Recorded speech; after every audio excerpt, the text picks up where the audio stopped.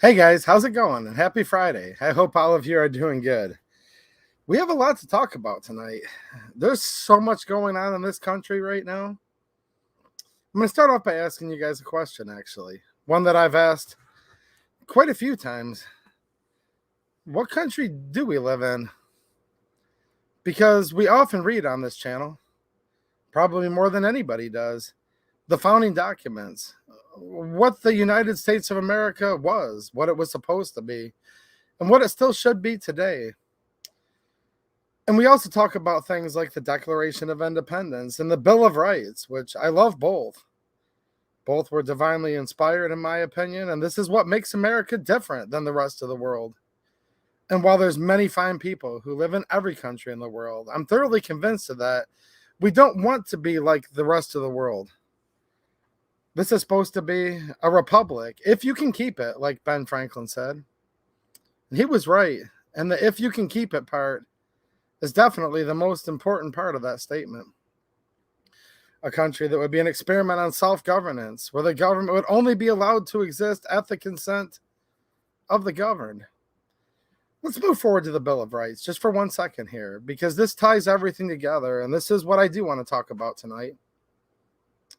First of all, the Bill of Rights doesn't grant you any rights. These rights are endowed by your creator, as Thomas Jefferson wrote on July 4th, 1776. These are the laws of nature and of nature's God. So they don't give you rights, which is awesome, because if the government gave you your rights, it would actually have the authority to take them away. But the government doesn't have authority to take your rights away. It only has the power that you're willing to allocate to it. Now, the Second Amendment. Look, the 1st through 10th, I love all of them. They're all very, very important. And if any of them fall, this country obviously falls very quickly. But the Second Amendment, I like just a little bit more, right? I think a lot of you guys do too. And here's why. The Second Amendment was put there not for if, but for when.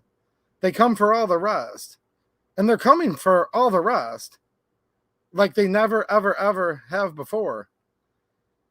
You know, I was sitting here thinking as I was out on my lawnmower earlier today, and I had some tree branches to cut down and loaded them as fast as I could in the trailer, and I'll dispose of them tomorrow so I could hang out with you guys tonight, or I'd still be out there working. I'm like, we've gotten to the point right now where it's a debate in my head that they're going after the Second Amendment like they have never, ever, ever before. Okay. The Fourth Amendment, the Fifth Amendment. I mean, you look at due process and the so-called justice system in this country, definitely shredding that like they never, ever, ever have tried before. And they're doing a pretty good job of tearing those down. And then there's the First Amendment. The First Amendment, I'm going to talk about some things with that. So, is the Second Amendment enough to hold America together? This is what we get or don't get. And there's primarily 3 types of people in this country. And 99% of them actually fit into the 3rd category, unfortunately. But I know a lot of you guys fit into the first category. I wouldn't be wasting my time hanging out with you guys. And I don't consider this a waste of time. But we have to remember that we need to talk to more and more people. The first group of people believe in a republic if we can keep it. They believe in the Constitution as the supreme law of the land. They believe that their rights were endowed by their creator and that the government should only exist to protect these rights. That's where I fall into, don't you? I assume most of you do. Then there's a second group of people that want to tear all of it down, that have been studying the manifestos of people like Marx, Karl Marx. Then you look at Lenin. It was called Leninism, with the founding of the USSR, the Bolshevik Revolution. Then you look at the Stalinism version. You look at the Maoism version. Look, it's all the same thing. You look at the former Vice President Joe Biden version. You look at things that have been going on in this country for over 100 years, like the Federal Reserve. Just think about that. Where your money is owned by a corporation that literally answers to nobody at all. not even Congress. You do know with the Republican-controlled House, they just passed, as far as I can tell, an unlimited amount of spending for at least the next year and a half-ish or so, or longer, forever. I don't know. You look at what was called the New Deal under Roosevelt. That's socialism. That's the epitome of socialism. And all of these isms have their own little flavor and their own little twist. But at the end of the day, they're all a race to the bottom. They're a race where the rich get richer and the poor get poorer, and they try to get rid of the middle class. And they stomp on freedom, and they just want power and more power under the guise that they're there for the little guy. See, the people that run on communism and socialism and things, which is what many people run on when they're running for office, they tend to get the people to vote for them that their policies hurt the most. What's down is up, what's up is down, truth is treason in the empire of lies. And it's about time that all of us need to start stepping up more and reminding people of this. I mean, this country's literally in the process of going to hell in a handbasket quick.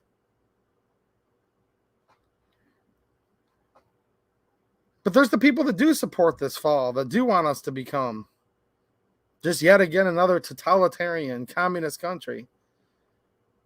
So there's the first group that truly actually want us to be a republic and do cherish the right to keep and bear arms shall not be infringed. The Congress shall pass no laws that would abridge upon your speech or your religion or all of the God-given rights that are protected throughout the whole Bill of Rights, right? And there's the people that want to destroy it. Now, I'm pretty much convinced at this point, both of those together add up to about maybe 1%. And then there's the third group, the 99%, that either just don't know, don't care, they're too deaf, dumb, tone deaf, whatever it is, to know what's going on, or just they're willfully ignorant. Ignorance is bliss, people say. And it seems like that's what a lot more people are subscribing to. And I say that because, look, there have been some wins for the Second Amendment, and there's been a lot of losses lately. But at the same time, just go back to the founding one more time here. This was a government to be instituted among men, deriving their just powers from the consent of the governed. The only reason the government would be allowed to exist at all because they contemplated not even having a government, right? There was the Federalist versus the Anti-Federalist. And they decided we would need a little bit of government because if we didn't, then we would have the tyranny of the majority. We could fall into things like a straight democracy, which we've seen fail every time. A democracy is two wolves voting against one sheep on what's for dinner, and we certainly know how that vote goes. We know how free and fair that election would be, right? Two wolves voting against one sheep. Now, this wasn't supposed to be about the government having the ultimate power. Unless, of course, the people, we the people, not you necessarily, not me necessarily, but just collectively, we the people became so weak, so feckless, and so apathetic. It's kind of interesting. And I'm going to vent a little bit because I can't be the only person that thinks this way. I think this has to be going through some of your heads right now. So I hang out amongst, the guys on my streams. You guys are awesome. I'm hanging out amongst friends and people that do make it worthwhile to keep trying to press on and keep trying to save what little we have left of this country. But even amongst like the community, the 2A community, the gun community, which I've talked 100 times and I won't digress too much, are not necessarily the same thing. Don't ever forget that. Lots of people that love guns don't give a crap about actual civil rights, about the right to keep and bear arms, about the core fundamentals of a republic. They just don't care. They just like inanimate objects. They just want to protect themselves. And they don't care about anything else. But here's what's interesting. I went to Lansing again yesterday. I had a great time, not because I was there amongst the swamp and amongst all of that. No, I had a great time for several reasons, because there's lots of evil and despotism in Lansing, Michigan right now. Michigan's quickly becoming one of the most radically despotic governments, state governments in this whole country. Just look at it. It's a test bed. You don't live in Michigan. You don't care. Wait, before you tune out, watch, because what they're doing with Michigan right now with this very, very narrow Democrat majority, this is the blueprint. This is what we're going to see spreading throughout the whole country in the current federal government. And what I'm about to tell you, I'm not going to let this get me down. And I'm talking about this to encourage you. Hopefully it won't get you down. It'll instead motivate you to try to fight a little bit harder. If we don't start using our First Amendment more, we're just going to lose all of them even quicker. So I said, look, I'm going to Lansing, and I'm going to have a conversation with Michigan Representative Bob Bazat. Now, I thought ahead of time before I went to do the video that it'd be a particularly good one, because red flag laws, look, these violate half the Bill of Rights, the 14th Amendment. They couldn't even be allowed to exist in the country called the United States of America, right? Not the national federal government of America. No, the United States of America. That would be bound together with our very simple and easy to understand founding documents like the Constitution, Bill of Rights, guided by the Declaration of Independence, of course. Red flag laws passed in Michigan. A lot of people are worried, and they should be worried. And a lot of people are scared, and they should be, because this is a very scary thing. This is evil. This is a battle of good versus evil. You guys know that, right? And I ask people, what's your suggestions? What's your questions for the representative? Because see, Michigan Representative Bob Bazat, first of all, I know him. I knew him before he was a representative, okay? I've known him quite a while now. He was a constitutional sheriff. Let me back up before that, when he took his first oath to the United States Armed Services, veteran. After he was done serving his country that way, he became a constitutional sheriff to uphold the law of the land, but not to trample on and tread on people's rights, which we see many in law enforcement do today, unfortunately. After many years as the elected sheriff, he went on to be a county commissioner, which doesn't get much glory. It's kind of boring. I get it, but it's very, very important to look at your local government. And that's what I'm urging all of you guys to do throughout this weekend, this next weekend. Talk to friends. Talk to your township trustees, your county commissioners, your county sheriff, your state representatives, your state senators, because this stuff matters. And it matters a heck of a lot more than the attention that most people are not giving it at all. So as a county commissioner, currently Representative Bazat, he represents Livingston County area. I can't even remember his district number because they gerrymander the districts. Yeah. Look, it's local government that does that, by the way. So if you guys are complaining about the last elections, which you should, and I understand why you are, and I understand why you don't trust, but it's your local governments that pick which company has the machines, where the districts are drawn. This is all local government stuff. And this is where you guys actually matter. And you have a lot more power than you think you do if you just do something. And I promise you, if you guys will convince your friends to actually start doing something, you'll matter. Of course, if your friends are doing nothing, they actually don't matter at all in the process. They don't matter as far as saving the Second Amendment, the First Amendment. If you live in Michigan, it's in the Michigan Constitution, Article 1, Section 6. But I asked people, I said, look, this guy, so when Bob Bazat was county commissioner, he introduced to a sanctuary county resolution. This is the start of what it takes. Look, guys, we've been going down this road to despotism for a really, really long time. This isn't for the nearsighted to try to win this war. And we are in a culture war. We're in a cultural civil war. End of story. And you guys know we are. Anyone that's opening their eyes can see it right now. The other side's fighting as hard as they can to tear us down, and we have to fight just as hard, and then we have to fight harder to try to get this republic back.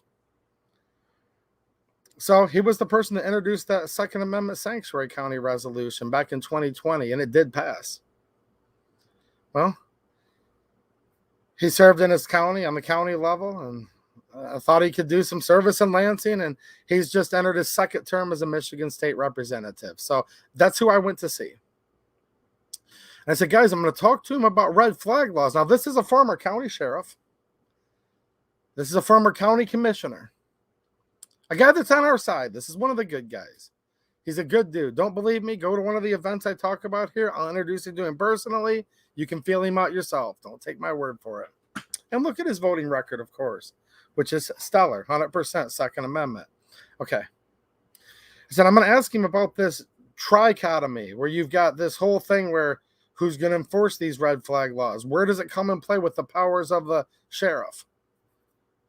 The constitutional sheriff, right, that actually wants to uphold and defend their oath, okay, and order their deputies to do such. Now, county commissioners, what role do they play now that he's a lawmaker in Lansing with that?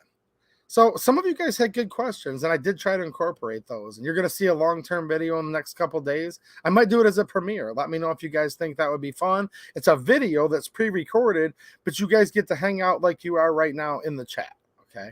So that would be awesome, right? If you guys want me to, let me know. I might do it as a premiere, but it's like a 33-minute video, something you can sit back and listen to like a podcast. I know some of you like that for settling down in the evening to watch it with your husband, wife, whatever, you know, or on your way to work, on break, lunch. And I think we had a really, really good talk. Now, let me get to the next part of it.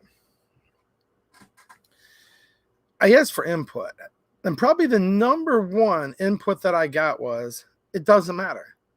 Michigan's taken over by Democrats. Nothing matters anymore. We have to just rely on the courts now. And look, if any of you guys are watching right now that said that, I don't have any beef with you. I don't have any hard feelings with you. And while you guys are very quick to tell me why I'm wrong, and that's fine, I'm going to tell all of you that have fallen into that, or your friends that you're talking to, you know, outside of this channel have fallen into that trap, that losing mentality, unfortunately, why I think you're wrong, actually. Yes, right now on the surface, if somebody's only a surface level thinker and they can only see right here and they can't look below or above the piece of paper in front of them, yeah, that's true. Michigan has a complete Democrat control. The Democrats control the House. They control the Michigan Senate. Yeah, the governor, the attorney general, the secretary of state, and the Michigan Supreme Court has a very liberal leaning now. Now, if you go back just a couple years ago, no, this has happened very, very quickly. Like quicker than most people thought would ever be possible. Now, I'm not trying to say that just voting Republicans your answer. I'm not saying that at all. But it's gotten to the point where if you are going to find a good one right now in Lansing, they're going to have to be a Republican.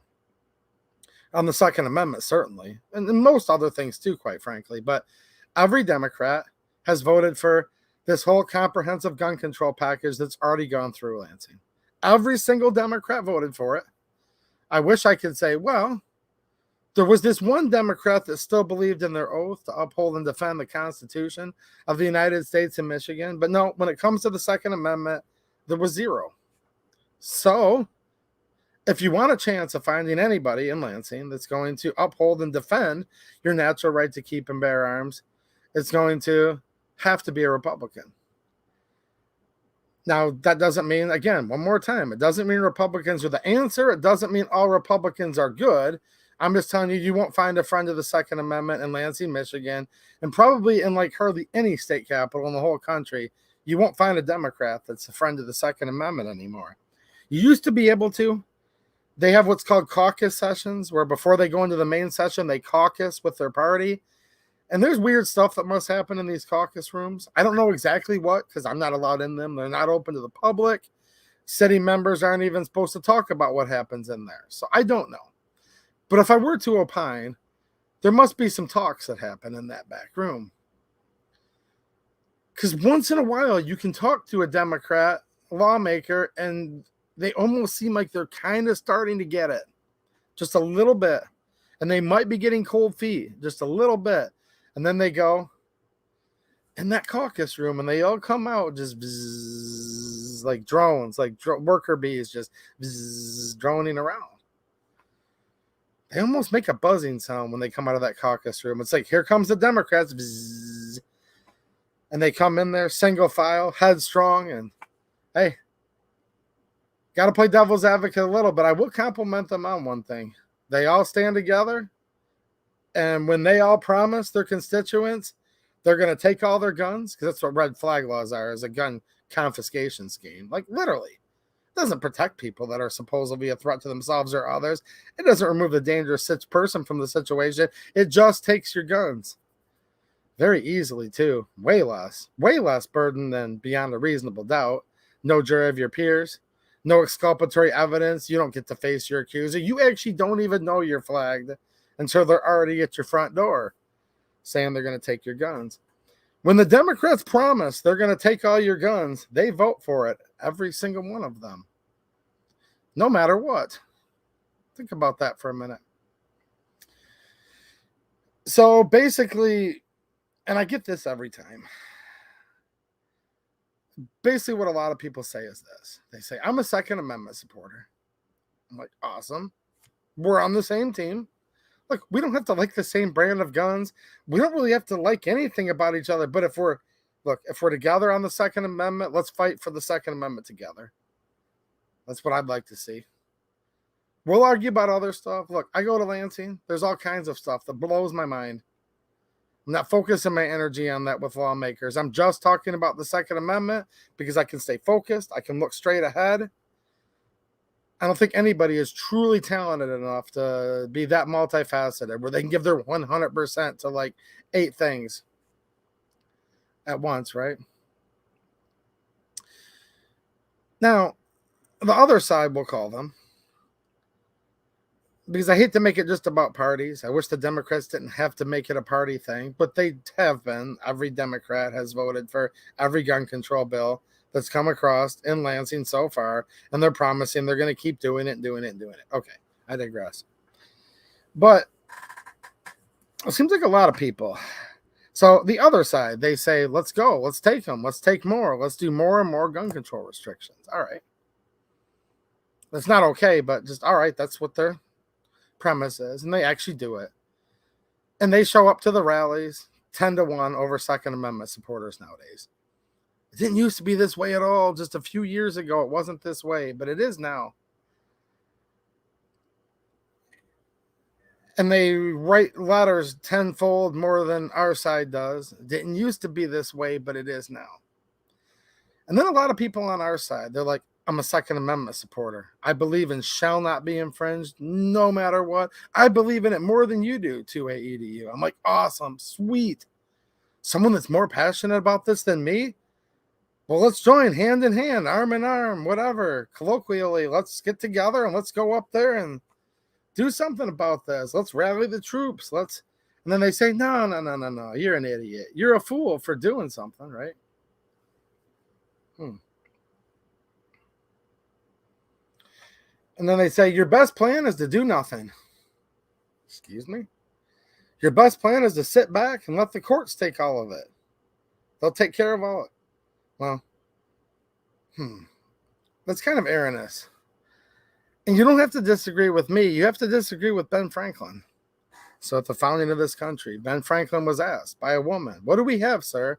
A monarchy or a republic? And he said a republic if you can keep it. He didn't say a republic if the Supreme Court can keep it. Thomas Jefferson didn't say we'd have a government that could operate at the consent of the Supreme Court, did he? He said, no, the consent of the governed.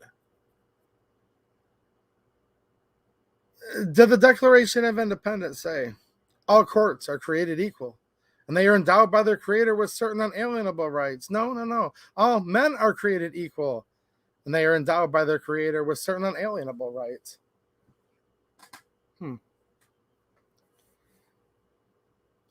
Sometimes this stuff's so obvious, and I'm just bringing up different points, just different ways to think about this that maybe you could use to relate to one of your friends. And maybe some of you guys could help relate to a couple people in this chat. who I'm not going to humor them by saying their name, that are literally telling me to get off the politics right now. There's literally at least one person, if not more, in this chat right now on the 2A EDU channel. Hey guys, you know you're on the 2A EDU channel, right? That are saying, I just want to talk about guns and not politics. You know what that person's really telling you? They're telling you they give up their guns in a heartbeat and that they're willing for them to take your guns. No, I don't want guns to be political. Obviously not. Obviously not. Anyone that knows me at all knows that. But I didn't make it this way. And you didn't make it this way. All of us just want to be left alone. Just leave me alone. I know. I know that's what you're thinking, because that's what I want more than anything. But the other side are never, ever, ever going to leave you alone. These people have power, and they're getting more and more power. And power corrupts, and absolute power corrupts absolutely. And speaking of all these isms, Maoism, Chairman Mao, very evil person. He said all political power comes from the barrel of a gun. And this is a battle of good versus evil, and it's always going to be a battle of good versus evil. So, look, there has to be. And maybe it's just the thing that happens when you have a YouTube channel, right? I don't know. But it must be also happening to you guys when you're not on the internet. More and more people are coming in saying, I'm of the Second Amendment community, and I'm more patriotic than you could even believe, to AEDU. And then they'll say, and I know freedom more than you could ever even understand it. I've read more founding documents than you. I am more everything that is good about this republic than you could ever be. They tell me that. I'm like, awesome. This is sweet. Look at this person's my ally. All right. And then they say, but our plan is to do nothing. I'm like, ugh. So this is the best we've got? I mean, I literally have people who proclaim to be Thomas Jefferson themselves. I had Thomas Jefferson, I had Alexander Hamilton, and I had Aaron Burr in the chat for a little while the other day. Now, 2 of them had a duel, so then I was left with only 2 of 3, but you guys get the point. All right. I had every founding father that signed the whole Declaration of Independence. Every one of them have come into my chat at one point. Or so they proclaim. I mean, they must be. These are stalwarts of the Second Amendment, and they say the plan is to do absolutely nothing. Excuse me.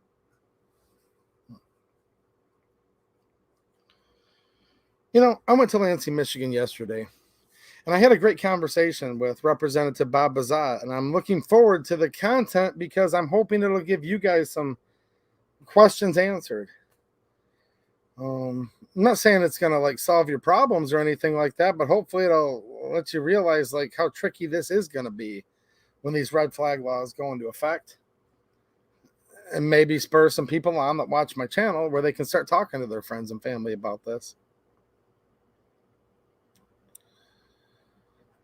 I've probably had more people within the last month or so or 2 tell me what a fool I am to be wasting my time even trying to engage with lawmakers on the very local level, all the way up through to my state capital in Lansing, Michigan. And I always respond with this. I say, well, okay, what's your plan? And the plan is usually to do nothing at all. Or the plan is just sit back and wait on the courts. But see, that's not how this government was set up. Because in the Federalist Papers, which was where they were basically talking about establishing a federal government before the Constitution was written, they said, do we need a government? Some people said yes, some people said no. And they finally decided we do need a little bit of a government. Because if men were angels, we need no government at all. So we need a government to protect our natural God-given rights from each other. So we don't have mob rule. So we don't have a tyranny of the majority. I mean, you want a tyranny of the majority, go back in time and move to Greece. And look, there's all kinds of places that have tried straight democracies. See how well that works out. It doesn't work out very well. So they said, okay, we need a little bit of government. But if we're going to have a little bit of government, it better have both internal and external checks on that government. Now, the courts are a great check on the other two branches of the government, certainly, of course. But they're an internal check. And the internal checks were important, and they knew that. That's why they made 3 separate branches of government on the federal level. And I think all of the states follow that same model, right? We have the executive, the legislative, and the judicial. But saying that you're only going to rely on the internal checks on government, it's pretty foolish. Because the founding fathers didn't set this up to work that way. People think that the only thing that can check a tyrannical legislative branch or a tyrannical executive branch is the court. That's clearly not true, because if you go back before the Constitution was even written, they said we would both need internal and external checks on government. Now, the external checks are obviously we the people that would hold the government to operate at the consent of the governed. But when you punch out, when you don't show up to work, when you don't show up to your job, your duty, what happens? I guess if it's a job where you get paid, you get fired. If your job and your duty is to preserve this republic, then you get fired. And when there's not enough people there to preserve this republic, then you, I guess, lose the republic, right? Just think about this. If you worked for a successful business, no matter how successful it was, actually, the more successful it was, the quicker it crumbled. Just think of the most successful business you could ever think of in your hometown. And the 50 best people you know in your hometown worked there, and that's why it was so successful. And then all 50 employees just no call, no showed. After a relatively short period of time, that business is going to go under no matter what. They abdicated their duty. They didn't show up. Yeah, they're not getting paid, but then the business goes under, right? Well, think about this. If you have a government that's going to run at the consent of the governed, and to keep it this republic, it has to have internal and external checks on the government, and all of the we the people just get rid of their duty. It's not just your right, it's your duty. That's what Thomas Jefferson wrote. I'm not saying this. I'm just reminding you to remind your friends what Thomas Jefferson said almost 250 years ago now. So the most successful business ever, if every employee no call, no shows, they go under, no matter what. If the most successful government that we know of or we can remember in recent history has all of its external checks, just punch out, no call, no show, totally ignore their duty, guess what happens? It goes under and it fails. I think that's something important to think about right now. I had a great day at the Capitol because I had some productive talks with some legislators. That was very important for the Second Amendment. I also brought my family with me, my beautiful wife and daughter, and that was an awesome, awesome experience. That's ultimately why it was such a great day, because I got to spend time with my family and got to actually show, like, in real life. There's just something about it being in real life. So this is crazy. We were watching session, right? Session got out. I introduced my daughter to legislators as they were coming out of the chamber into the hallway, right? You guys can do that too, just so you know. So these are the legislators. We talked about that. And one of the legislators that we were going to walk back across the street to what's called the Anderson House Office Building. This is where they have their offices. He said, hold on a minute. I'll meet you guys over there in a little while. It was Representative Bob Bazat, the one I talked to earlier. We had an interview, a video. I don't really like to call it an interview. You could tell we were just kind of hanging out and talking like men do sometimes, right? Like a lot more men need to start talking about, by the way.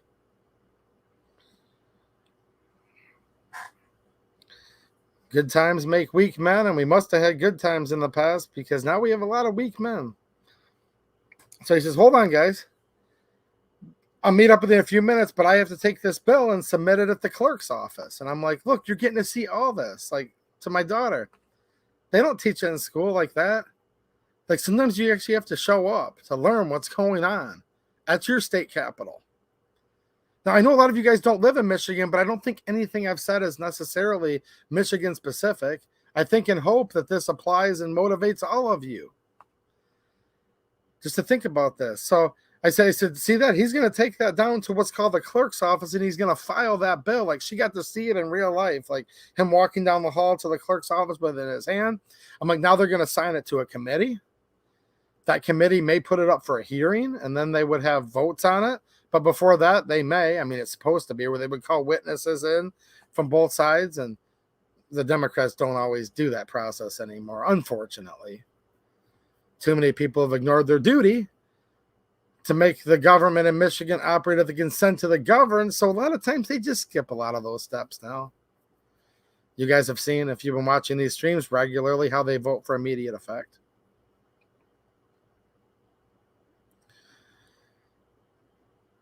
I don't know. Do you guys think it's just that people are they just that lazy? Now, not you guys, but that's why I'm asking your opinion. Are they just that lazy? Or is it just that they don't care? Or do people want to just watch it all burn?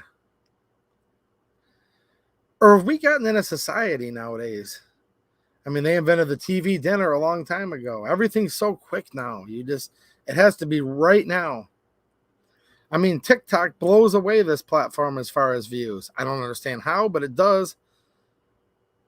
Because people can't even watch a video that lasts more than 30 seconds or 45 seconds or 1 minute. And I appreciate all the encouragement, guys. I'm going to read all of this, and I'm checking in out of the corner of my eye here. I really do appreciate you guys having good, thoughtful conversations right now. It gives me some hope, and I need it too. Maybe you guys need some encouragement. That's why I'm here, but I need some encouragement too. I'm just a person like all of you. Trust me. I don't know. Are they lazy? Do they just not know what they don't know? Or can people not even see past like 30 seconds, 45 seconds? They say most people, they just want a video that lasts 45 seconds. It's going to teach them everything about a topic, but I don't think that's really possible. You kind of like get what you deserve. You reap what you sow, right? If you just throw a seed in the ground and don't water it, don't cultivate the soil first, don't fertilize it, don't warn predators off of it, you ain't going to have any crops to eat, right?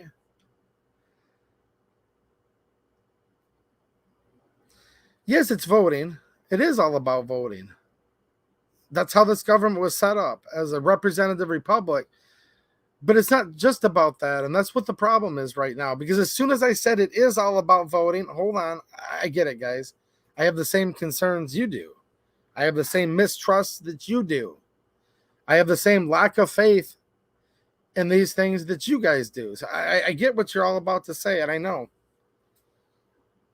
But where is it decided where the voting machines come from? Where do your voting laws in your state come from? You do know that the states are what governs all election laws, period. So it doesn't matter if it's the president of the United States on your ballot, or your United States congressman, or your United States senator, or if it's your state rep or your county commissioner or your township trustee. All of the ways that they appear on ballots, that ballots are distributed, that they're collected, that they're fortified, all of these things that you guys are very frustrated about and very sinister about, that's all decided on the state level and even lower than that, actually. So I think basically a lot of people for a lot of years in this country, and this is where good times make weak men, they're like, oh, well, wait a minute, everything's good. Now, they must have started thinking that way back like in the mid-1800s and prior, because really things ain't been that good in this country. I mean, we had a so-called civil war in this country. I think you could call it that. I think you could call it a second major revolutionary war. Depends where you live. Depends what bias there was to your history book. It could have been called the War of Southern Rebellion. It could have been called the War of Northern Aggression. Look. But there was a war no matter what. What you call it actually depends on the slant that you want to take. That's why I'm offering you guys different choices of what you want to call it. But when we had this great war in this country, In the mid 1800s, a lot of things happened to America. And it started to slide then, actually.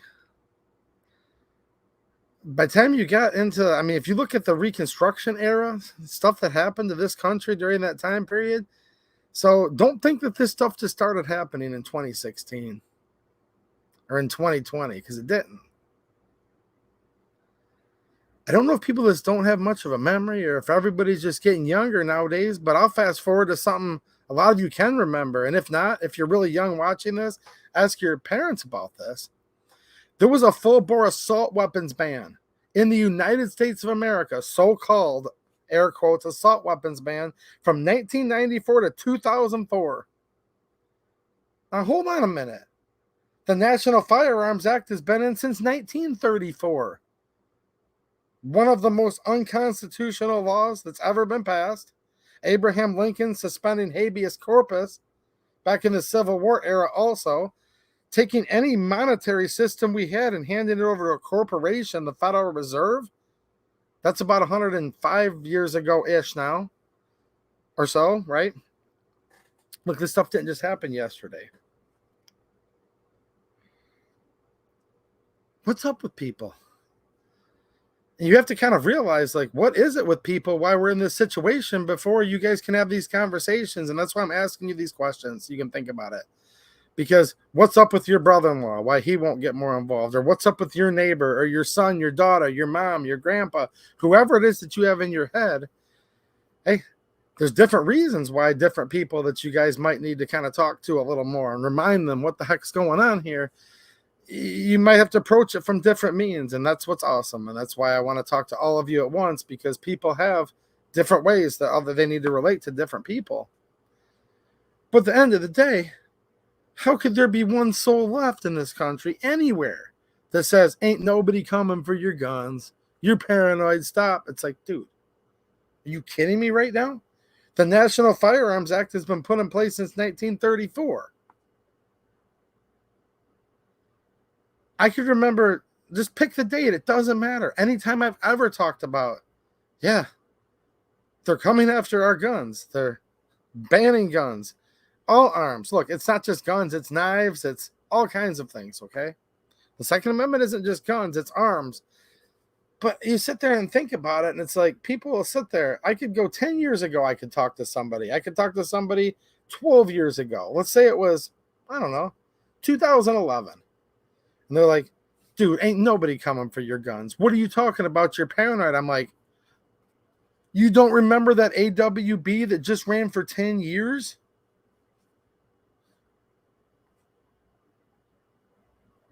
There's already people right now saying, well, at least the ATF only came after braces.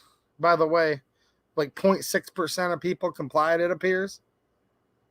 Don't answer this publicly. I don't want you. But how many of you complied willingly to that? How many of you didn't? Rhetorical question. No need to answer in the public unless you want to, and then please do. Just realize anybody and everybody can read this. Now, I'm like, hold on a minute. The only thing they've come after is braces? What about bump stocks?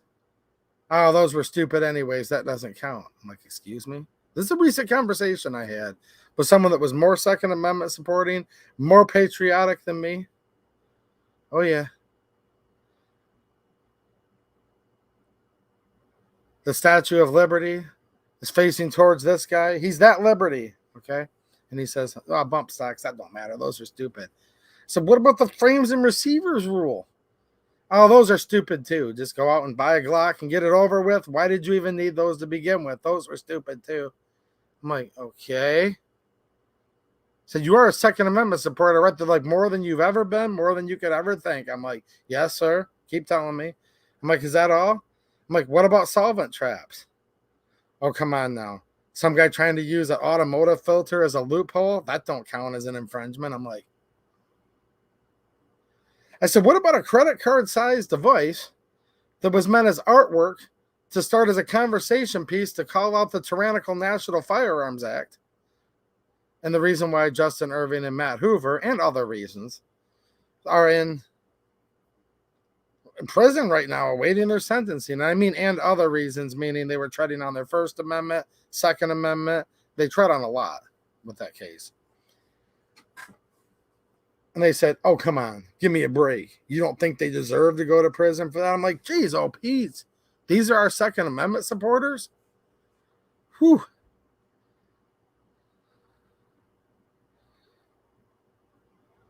I don't know, man. Somebody earlier tonight in this stream, they don't know me very well, clearly. Yeah, I'm just going to quit the stream because they're like, let's just talk about guns. No politics. You know what's funny? I actually did like a Q&A and mostly talked about guns all last Friday. And they weren't there. You guys run into these people in real life. I know you do. All right. I've had a ton of generous super chats. I'm going to read these real quick. And then we're going to talk about like all this crazy stuff that's going on right now because it's all over the place. Call of Duty boycott. Michigan's about to completely demolish the First Amendment, where you could go to prison for speaking. Does anyone even know about that? Then they're going to go for wave 2 of gun control. Michigan's been going after BB guns and airsoft guns. I talked about that a couple months ago. Now the federal government is going after toy guns and airsoft and all this stuff. The 28th Amendment. You guys heard of that? There's a lot going on right now. Trump getting indicted again. DeSantis making a deep fake video against Trump. There's a reason why I said focus on state and local government. Because once it gets to the federal level, it gets pretty bad. Well, I think Trump should be indicted, actually. Probably not on all this other stuff. But when he did the bump stock ban, yeah, probably a felony in my opinion, no matter what. So I know that wasn't very popular that I just said that. I get it. All right, Linda, get these super chats queued up, please. I'm going to lose all my subscribers, all my viewers. If you guys don't mind, though, while we're thinking about it here, give me a thumbs up if you do still like this channel, because I just got like 10 thumbs downs when I said Trump probably should be in prison, but probably not for any of these reasons that they're going after him. No. He did a draconian executive order that literally made it where we're dealing with all of this now. To me, that's the actual felony, but I digress. All right, let's see here if I can somehow get back to the beginning here. We might be having a hard time here. Okay. So right off the rip, before the stream even started, QD came out with a super big super chat. $100. Thank you so much, man. He said, free Matt Hoover. And hey, man, I was obviously thinking about that because when I went on my little rant here, I thought of those, the auto key card. Yeah. Travesty. Yes, sir. I agree with that. Free Matt Hoover. Craziness.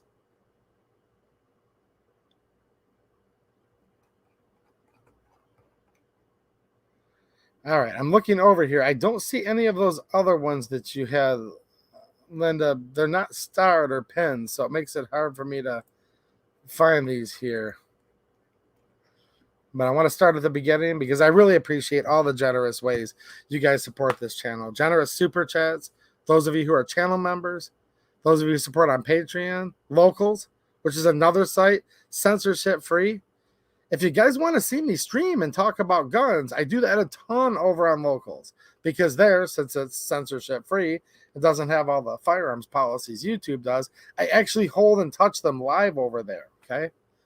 It's like probably the stream that tons of you guys would like to see, but we just can't do it here on this site. So make sure you're definitely a member of my Locals channel, where you can support for free and also financially support for free, believe it or not, or you can support monthly and help keep the channel going. Linda popped in and said, we haven't even gone live, and QD for the win. He just gifted 20 2A EDU channel memberships. Thank you, sir. Well, thanks, man. I really appreciate it, dude. And who is QD? Somebody asked earlier. I don't know. Maybe he'll tell you. Maybe he won't. I can confirm. I'll neither confirm nor deny, Fed boys that are watching this, whether he exists in real life or not. Depends who's asking. I might have hung out with him before. Real quick here. I almost skipped one. I'm going to show this in a little bit. There's like a smoking deal that I can't share here. It's over on Locals. Definitely check that out, like on an optic. So definitely want to remind you guys of that. It's an awesome deal. Mitchell Martel with a super chat. Thanks, man. I appreciate it, dude. And a channel member. He says, at this point, if we say, at this point of say, he said, not a typo, we live in the USSA. Hey, I asked you guys where we live, and hey, what do you think? Thanks, man. 2A is Absolute Tim with a super chat and a channel member. Thanks, man. He says, yes. He says, Newsom is trying to make Amendment 28 and kill our Second Amendment. Yes.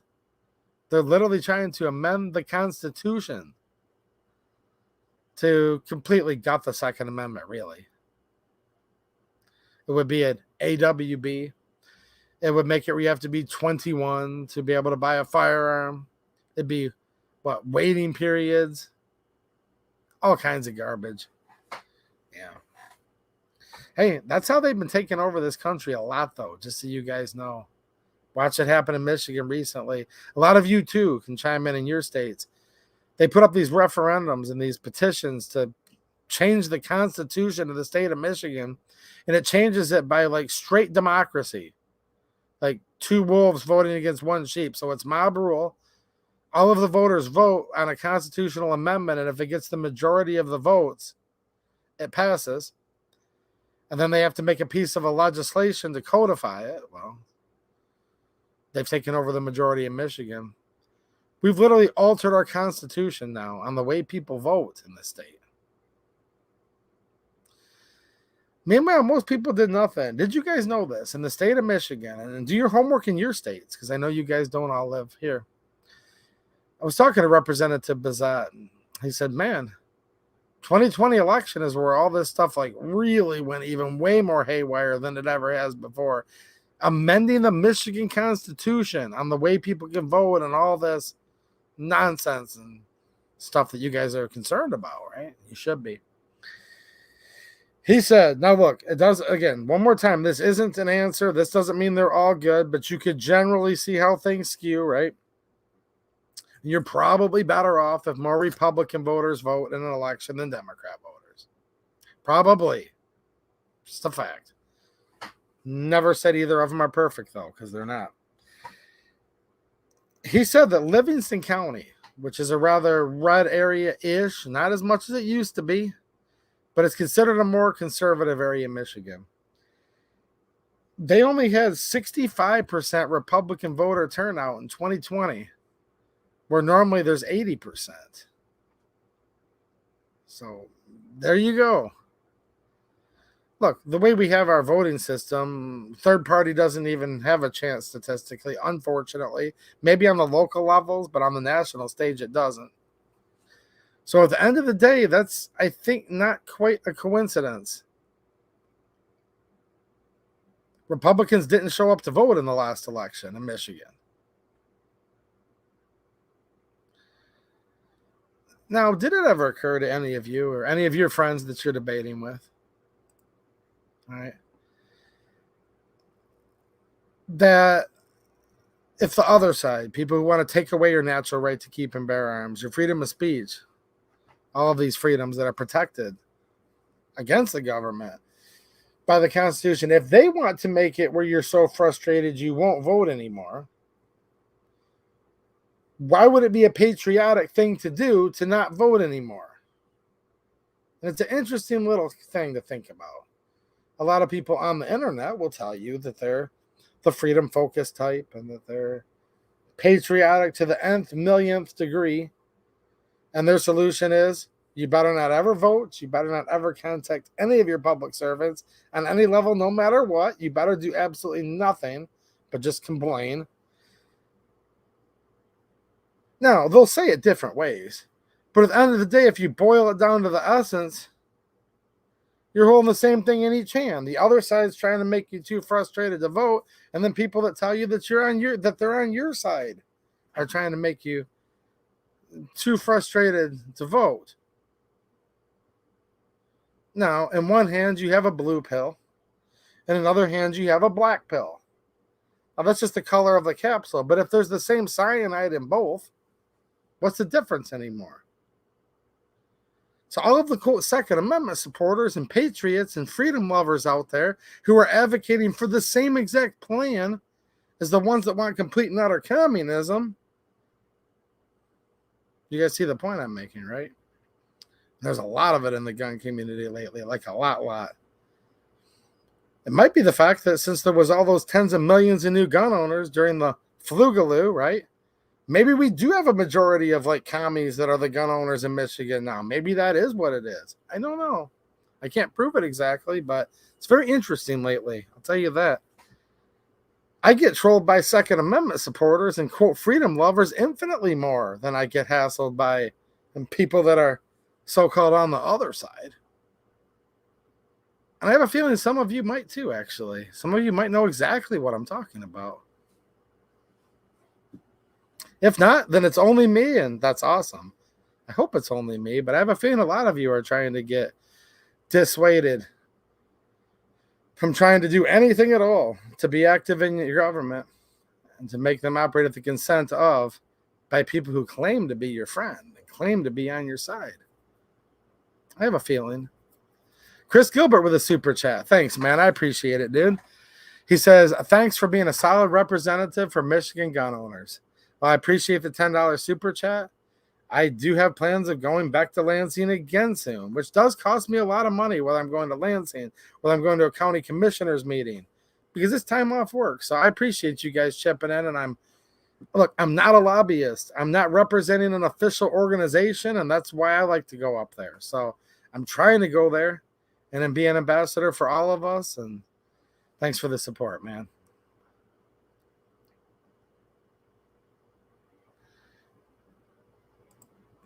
All right. Linda's now informing us. She says, holy cow, QD just gifted 50 to a Edu Channel memberships. Is that a typo? Wow. So I'm literally like assuming that everybody is a channel member now in here. Thank you, QD. Thank you so much, man. I appreciate it. Wow. Is that a typo, Linda? I don't think it is. Whoa. Thanks, man. Thank you so much.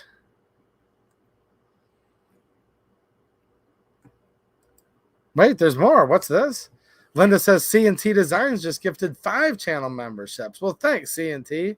Love you, man. C&T Designs, good friend of the channel. C&T Designs and arms. Let's add that in there just to make sure. I know Linda was typing briefly, but good dude. Made that nice 2-way EDU light up sign that I've been running in here like as fast as I could the last couple weeks and didn't take the 10 seconds to turn it on, but it's a light up sign and I do like it very much. Thank you. QD coming in big time again. Thanks, man. I really appreciate it, dude. Thank you so much. He says, without guns, there are no politics. That's an interesting way to word it. Look, he's right.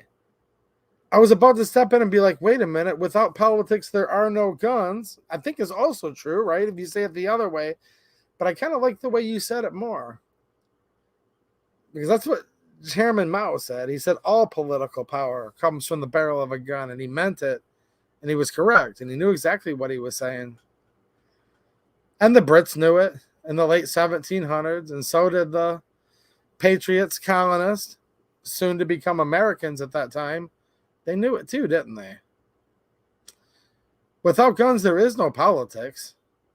There's no politics in like truly totalitarian countries. Now, when I say truly, like, look, guys, here's another big thing too, a big misconception. And this is a white pill for all of you guys. This is an encouraging stream. That's my goal for all of these. Look, for people that say it can't get any worse than it is now, it can get a lot worse. Things can always get worse.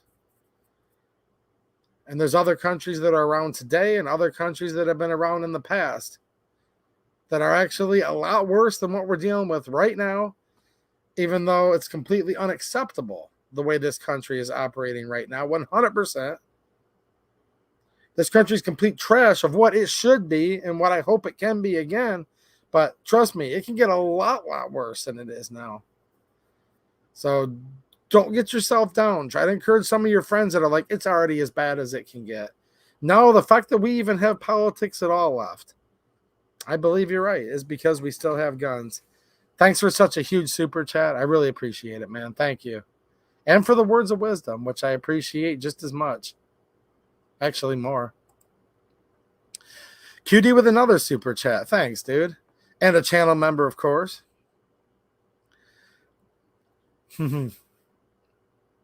Yeah, he said, then a stork swoops in. I'm like, wait a minute. Are we going to switch this over to a birthing and child? Hold on. He says, then a stork swoops in and delivers a bill and you don't get to read. Or you ain't black. Joe, bye then. You know, that's actually really funny. It's kind of ironic, though, because they're getting ready to put together a bill package in Michigan that actually might make that more realistic than you'd even want to think, actually. So hold that thought. Thanks for the super chat. Cutie yet again. Thanks, man. I appreciate it, dude. Another $10 super chat. He said, sorry, the numbers are on our side. We just have a generation of defense coming up on the horizon. Look, there's a lot of people who think just like you do, more than you'd even believe. I was at a 7-Eleven today, gas station, and I was talking to my friend Frank on the phone. And we were literally talking about like some of this insanity. Should anybody that bans guns go to prison? Yes, actually. But all this stuff that they're trumping up on Trump right now, you can just tell it's BS. And I was talking to him on the phone. I guess I was getting kind of heated up and a little louder than I should have been. And when I get up to it wasn't just that, though. We were talking about the ATF and just all kinds of crazy draconian stuff. I walk up there and the cashier at 7-Eleven. Now, you can't tell just by looking at somebody. Like, how would you know? I don't know if he looked like the Second Amendment type or if he didn't look like the Second Amendment type. He was just a guy. He just looked like normal, right? Regular, whatever that even means. And he goes to scan my first item. I had 2 things, and he goes, oh, by the way. He's like, yeah. He's like, I heard you on the phone over there, and I agree with everything you said. And then he's like, when it comes to all this deep state stuff, he's like, it's one of those, if you buy that, I've got some oceanfront property in Arizona for sale. So I'm like, wow. Again, I was probably talking a little louder than I should have been. I had my Bluetooth earpiece on, right?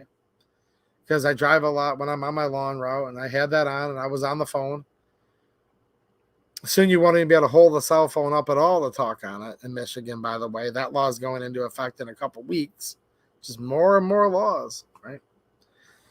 So just random dude at 7-Eleven. He's like, dude, I get it. He didn't know I was 2A EDU. I don't wear this hat when I'm out cutting lawns. Didn't tell him I'm 2A EDU. There's no way he's possibly listening to this, I'm sure. This is a small channel. But yeah, I'm like, man, there's random guy behind the 7-Eleven counter totally gets it. So you're not alone out there. Now, I didn't have time because he had a long line, but I wonder if he's being active, though, in his government. I don't know. Maybe I'll make it a point to go in there and say, hey, man, talk to your state representative lately? County commissioners, huh? And he might say, absolutely, and here's what they said at the last meeting. He might say, what's a county commissioner? I don't know. Do your friends know who their county commissioners are? This stuff matters when it comes to things like elections and how votes are counted and who counts them or harvests them or all of that. Marco Polo with a super chat. Thanks, man. I appreciate it, dude. And a channel member. I know you're a longtime supporter of the channel. Thanks, dude. And sponsor of a bunch of giveaways we've done recently. And I still have more. So make sure you guys are in the chat on my local stream tomorrow night. I still haven't given away everything that Marco donated yet. He says, stay strong. Well, you stay strong too, dude. And I appreciate the encouragement, man.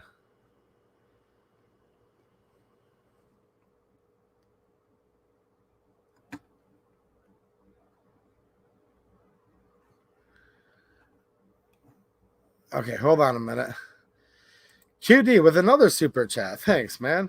He says, D-gens, not defense. Was that from a previous chat you had left?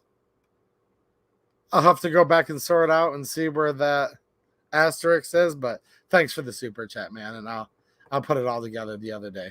I'll put it all together at the end of the day. So thanks, man. I appreciate it, dude. And a lot of people have had their cards canceled over leaving this channel super chat. So thank you guys who support here. Thanks for all of you who have tried. And if YouTube's not letting you support the channel over here, head over to locals. I promise they'll let you there. A lot of people have told me that just in the last week.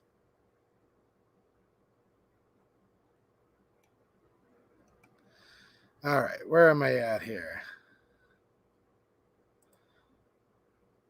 Colin L with a super chat. Thanks, man. I appreciate it. He says, what about the First Amendment? Are you talking about in Michigan or generally? We'll talk about the First Amendment a little bit here. There's lots going on with that on a local level and a national level, actually. DLD After Dark. What's happening, man? Thanks for the super chat. He says, I love you, Potato Chip. Keep up the great work. Well, thanks, man. I appreciate it, dude. And keep up the great work with what you're doing. And John Crump News comes in right afterwards. What's happening, John Crump? How you doing, man? He says, Dark is a Fed. See, I told you guys there were Feds watching earlier, so there you go. Does QD exist? I don't know. It depends if you're a Fed, right, Dark? Thanks, John. I appreciate it, man. And shout out to you and your channel. Keep up the hard work. Oh, man. With friends like you guys, who needs enemies, right? Jeez, oh, Pete, I thought you guys were friends. Jeez, he just came in a minute ago and said, we used to be friends. That's what DLD just said on the side, Crump. He said, we used to be friends at one time. Let's see who's in the chat here. And I'm going to talk a little bit about some of this First Amendment stuff. Like, gamers are getting mad right now. There's something sweeping that's going to affect toy guns and airsoft. Do you guys know about that? Like, some of this stuff's getting a little bit heavy. What's up, Denny's Plant-Based? Journey, nice to see you, man. Let's see here. Ruthless Rex in the chat. What's happening? We have Harry Gremley. What's up, Harry Gremley? We've got Clover Tech. Don't forget to leave a thumbs up, guys, if you're hanging out, okay? Because I got some thumbs downs. I know I got a couple. When I said I didn't appreciate Trump banning bump stocks, but hey, it is what it is. I'm not going to apologize for it.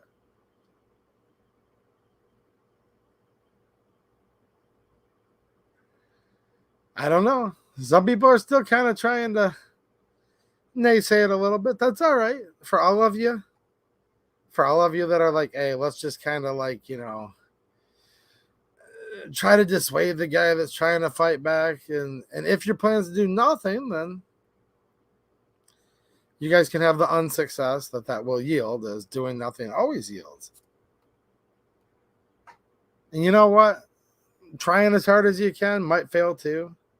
But I'd rather try and see what happens than just give up and do nothing. What's happening, Gort? Nice to see you, man.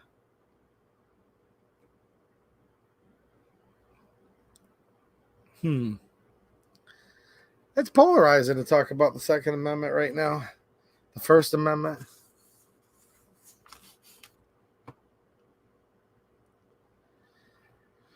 Okay, so Call of Duty. Now, I don't play games, all right?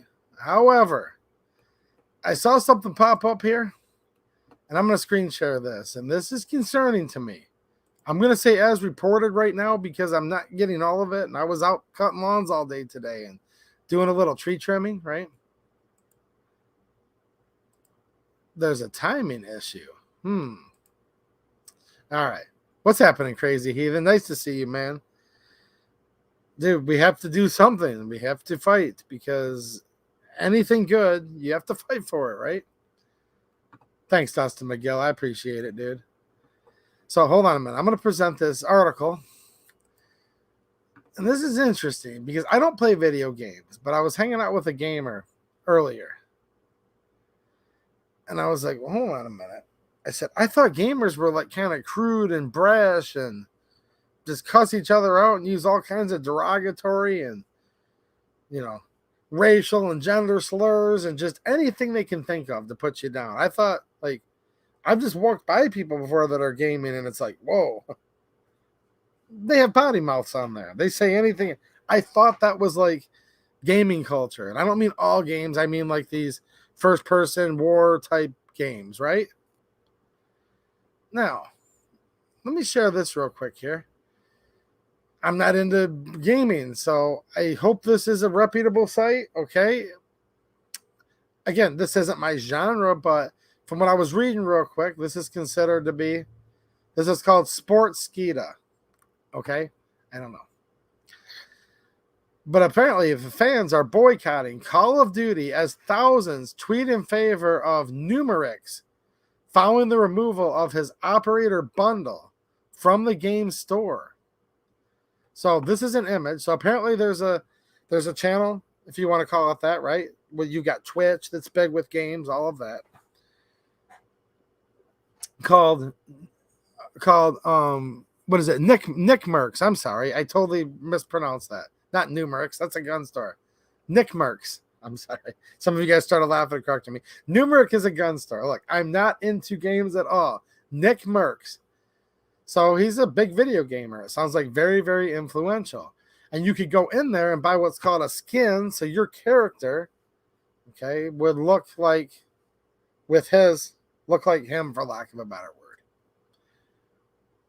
And apparently, there's a with I stand with Nick Merckx trending on Twitter. Several fans of the Twitch streamers have started boycotting Call of Duty, and it's way more than several now, after they removed the creator's officially licensed operator skin. The bundle was removed from the game following a controversial tweet pertaining to the LGBTQIA+. Boy, I'm glad that's all in front of me. There's more letters on it every day. I literally can't keep track. Community. While many have criticized the streamer for his insensitive comments. Now, I don't know how many were criticizing him, but again, the little bit I understand about the gaming world, and I do understand very, very little, but I do understand, okay? I do understand, like, this whole, like, you get canceled right now. Look, you can have any opinion you want as long as it's woke. And if your opinion's not woke, you could get in a lot of trouble. But I didn't think that these types of games, okay, I get it. You can go on there and play little kids solitaire online and stuff. There might be the gaming means many things, but I'm talking specifically like Call of Duty gamers. I thought they were pretty brash and just threw every slur they could think of at each other on the regular. Okay, I'm not saying they do it constantly, but I don't think it's a bunch of choir boys necessarily in the gaming world. Well, apparently now COD has gone woke because they go on to say he was insensitive to a certain community. Okay. Tweets like the one below with screenshots of people uninstalling Call of Duty titles have gained significant traction on social media. This person showing a screenshot of you're about to uninstall Call of Duty Modern Warfare 2. And they have it selected uninstall all. Like they're just that one click away, right? Exactly what he said. Okay. For those out of the loop, here's a quick refresher on the events that have led up to the Call of Duty boycott.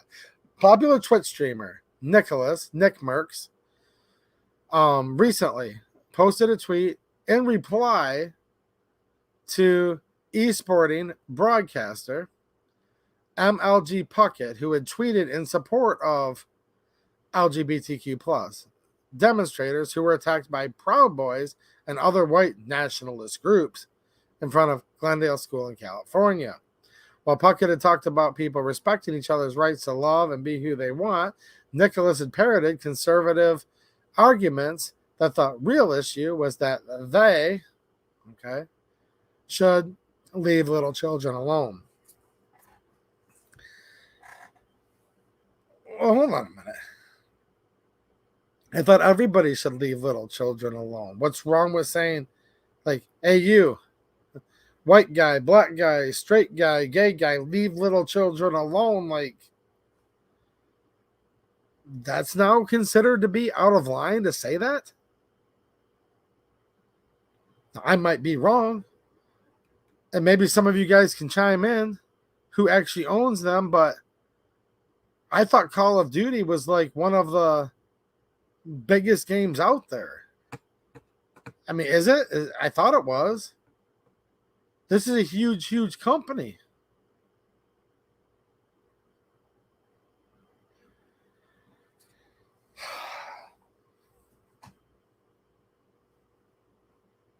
I just got a I just got a text from somebody who got their account banned from Google, from the whole App Store, for super chatting me tonight. Just saying. They can share that publicly if they want, but I just got a message a minute ago. Wow. Okay. Leave the kids alone? That's... Jeez, oh, Pete. This is starting to turn into Bud Light. Hold my beer. That's what he said? Hold on a minute. He must have said something terrible. Hold on. What's this? I have to be missing something here. Hold on a minute. Okay. Let me read this again. This is what this huge gamer, this Nick Merckx, he must have said something terrible, right? You'd have to think, like, Nicholas had parroted conservative arguments that, okay, this is in quotes, the real issue, then in quotes, they should leave little children alone.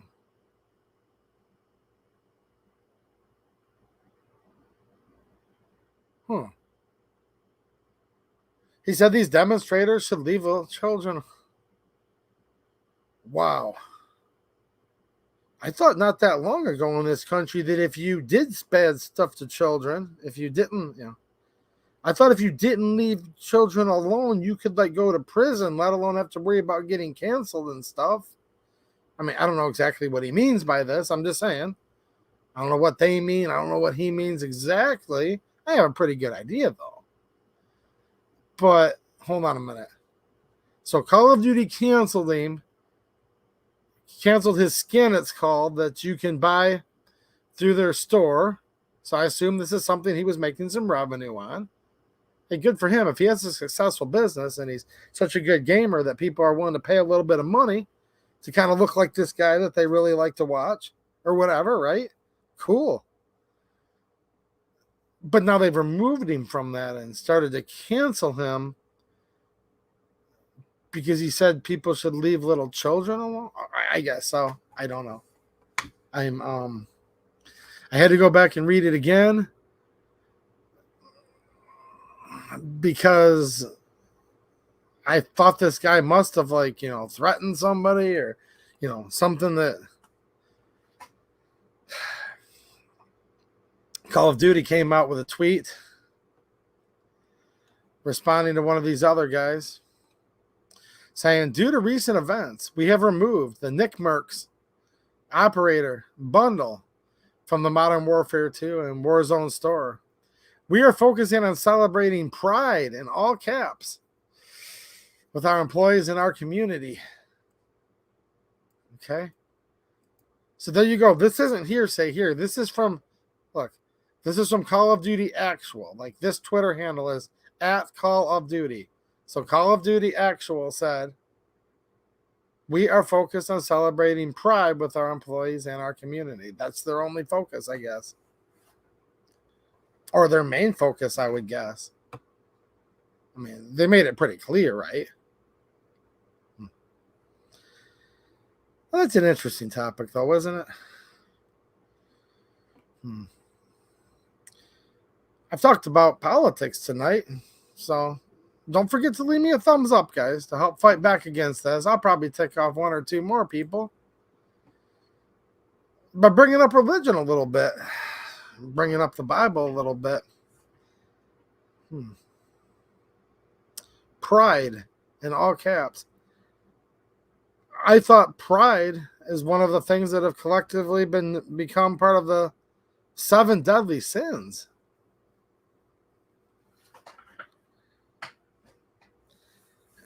Pride is a very, very bad thing, to be prideful.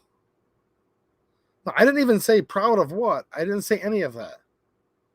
For whoever's listening right now, I'm talking just the generic word itself, pride. So we won't let this guy say to leave kids alone. We're only going to focus on one of the deadliest 7 deadly sins. Hey, that's where we're at. That's where we're at right now in society.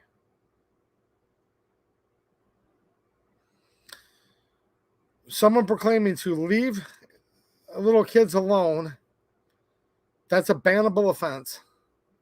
It's something to be punished and condemned. And the only thing some people are focused on, and just using this one word that they used, because that's literally how they used it. They said pride in all caps. We condemn trying to protect children, but we are only focused on a deadly sin.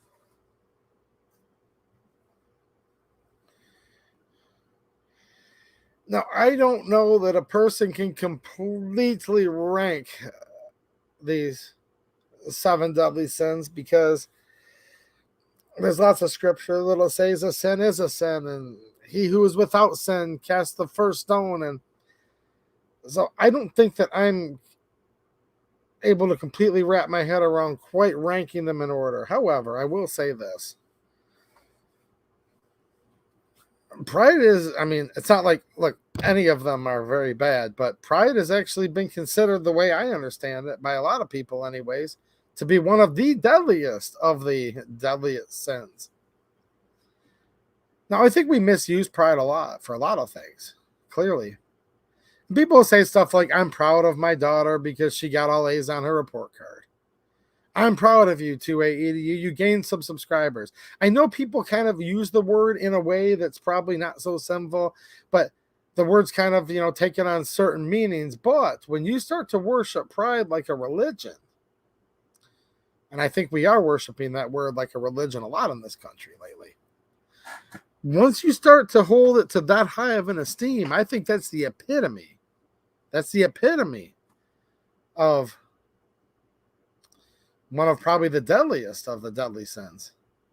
Pride.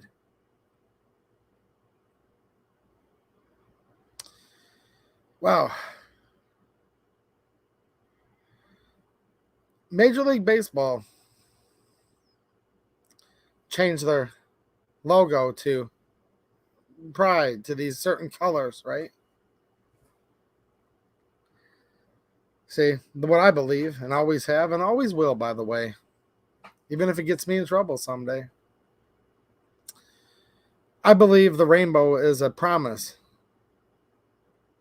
from God to Noah, and not just to Noah, but via Noah to everybody, that he'd never destroy the whole earth with a flood again.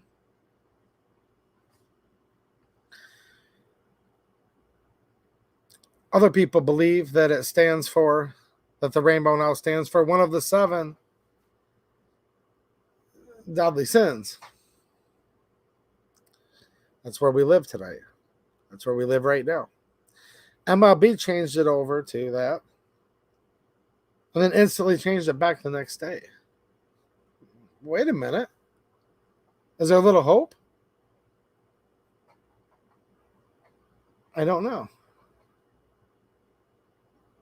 See, look at Bud Light and their stock.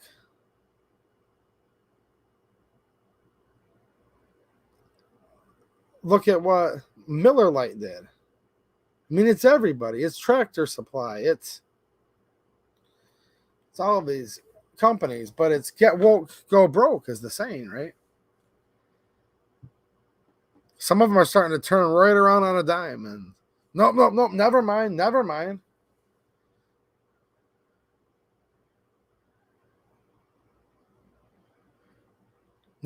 We're back to the regular MLB. Look, they had Nancy Pelosi out there throwing the first pitch.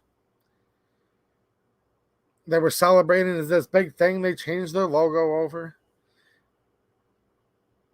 They were so happy to celebrate that God would never flood the world to destruction again. They posted that up there. I wish, but that's actually not what they were doing. Nancy Pelosi threw the first pitch. You looked up in the stadium. This is the Washington Nationals. See, guys, I'm talking about baseball right now. I'm not talking about politics. There you go. Come back and give me that thumbs up, you guys out there that think we could even have like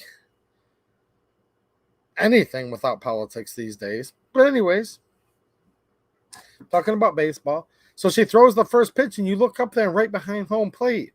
There's like 3 people. First base line, there's like 17 people. I'm talking like 100 empty seats for every 1 or 2 people. Did you guys see that? I think it's available on Twitter.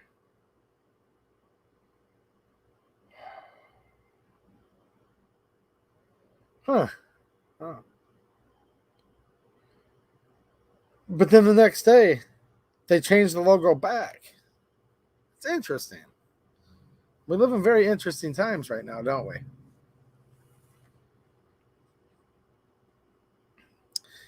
Any Call of Duty fans out there? What are you guys doing? Are you uninstalling? Are you complaining about the internet while you still play? It's your hard-earned money you paid for that game. I get it. I do get that. I don't know this particular gamer who they banned his skins. I don't know at all. I'm just looking here being like, wait, he said this and they did that. And now they're bragging that their main focus is on one of the 7 deadly sins. Now, I'm saying this within correct context too. Anyone that wants to put words in my mouth, if there's anybody watching, I'm not even marginalizing any groups right now at all. I'm literally going to read it one more time, word for word. They don't say what type of pride. They just say pride in capital letters. We are focused on celebrating pride in all caps with our employees and our community. So you could assume so many things. Like, are they proud that? Because a lot of times, like, you read a sentence and that sentence is explaining the previous sentence. So are they proud of the fact that they removed his bundle because he said to leave little kids alone? Is that what they're proud about? What are they proud about? I don't know. I just know that the Bible warns extensively about pride.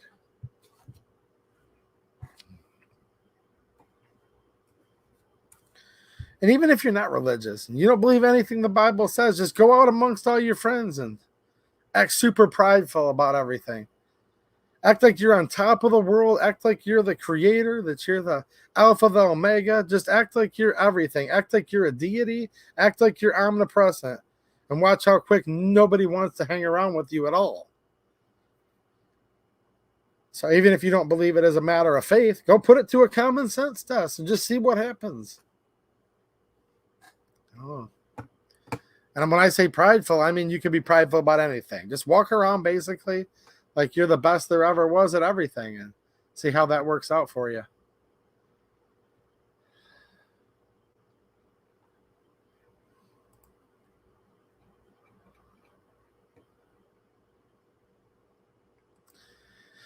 First Amendment in Michigan. So right now,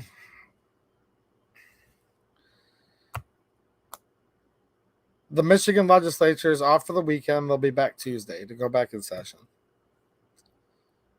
And one of their highest priorities, from what I understand, There's a new bills package, I believe it is. Look, I go there basically narrowly focused on the Second Amendment. I'm going to continue to do so. But one of the representatives said, dude, watch this video. And it's crazy what they're doing right now. They're literally getting ready to set up a package of laws in Michigan where these are not laws yet. This is just something that they're trying to put forth. And since all Democrats generally vote for everything in unison, I hope this is the case where one of them bows out. Two of them bows out is all it would take. Sometimes Republicans hold the line. You can't bet on that. We had 5 Republicans that voted for one of the gun control bills, but I'm just hoping so hard that somehow, but look, most of the time it's just a hive mind. So I wouldn't be surprised if this passes. They're looking to put together a package that would make it a felony if you say anything that would marginalize all of these long lists of protected groups. I have to be careful how I word this because I am on a platform that has lots of policy, okay?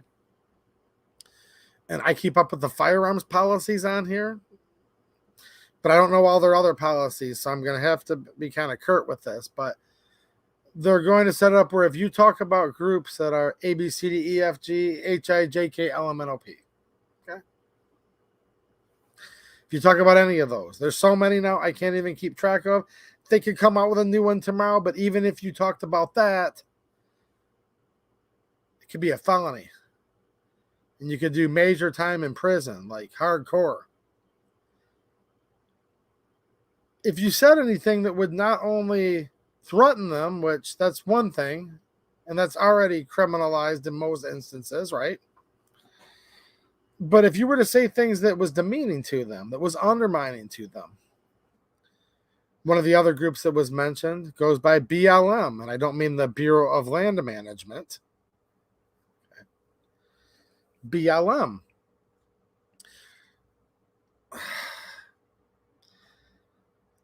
Now, if you say anything against these people that marginalizes them, hurts their feelings, makes them feel bad about themselves. If you were to basically disagree with them is what it could come down to. I haven't seen the final bill yet, but there's a whole thing, something that's still a work in progress. But this is a goal by many people right now in Michigan to get this through. Look, it's the most brazen, blatantly unconstitutional. I mean, it's like so blatantly unconstitutional. It's not even funny. Will the Supreme Court smack it down? I would say yes, except if they don't.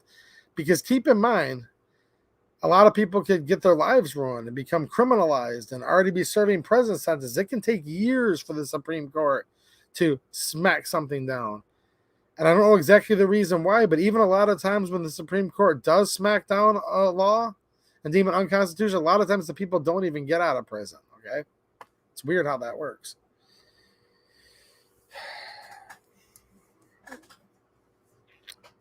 But here's the thing, though. Gun control, all the gun control bills that are now laws in Michigan are unconstitutional.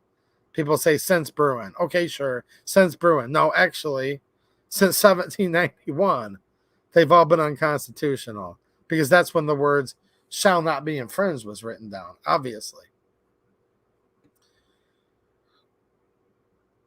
So, but it's fine. I just want to remind you guys of that. Look, the so-called Bruin case, it's a whole new game now in the courts with that. It's an excellent victory. But we need not to say, since Bruin, these are unconstitutional. Yeah, I get it. We can say that. But no, actually, since 1791, these have all been unconstitutional. And it's important to remind people of that. Now, here's the thing. If you were to say something against these groups, and there's a list of them, okay? White male is not on the list. Just to give you guys a spoiler alert, not on the list. Is anyone surprised? I'm not.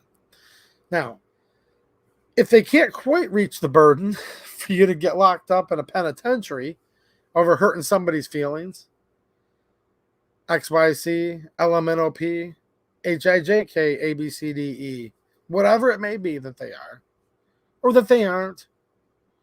Okay? Because in my opinion, a lot of what people say they are, in my opinion, they actually aren't. But it doesn't matter. If they can't quite get you in prison, which you can go to prison very easily, though, if this bill package passes, then they're now allowed to sue you civilly, which that has the lower preponderance of the evidence. So you guys remember this. O.J. Simpson, perfect example. He beat the criminal case, okay, which had the beyond a reasonable doubt standard. He beat that, but then he got sued civilly and lost under the preponderance of the evidence standard to the family on what they had called a wrongful death. So he beat criminal murder and then lost in wrongful death because it was a lower standard of proof. Well, that's what they're fixing to put in this new bill, this new package, that even if you do beat the criminal case, which you very likely won't, unless you have tons of money for excellent, leading, expensive legal counsel, then they get to come at you again and hit you civilly for money because you like hurt somebody's feelings and stuff. Yeah. I mean, I'm giving you guys the short summary version.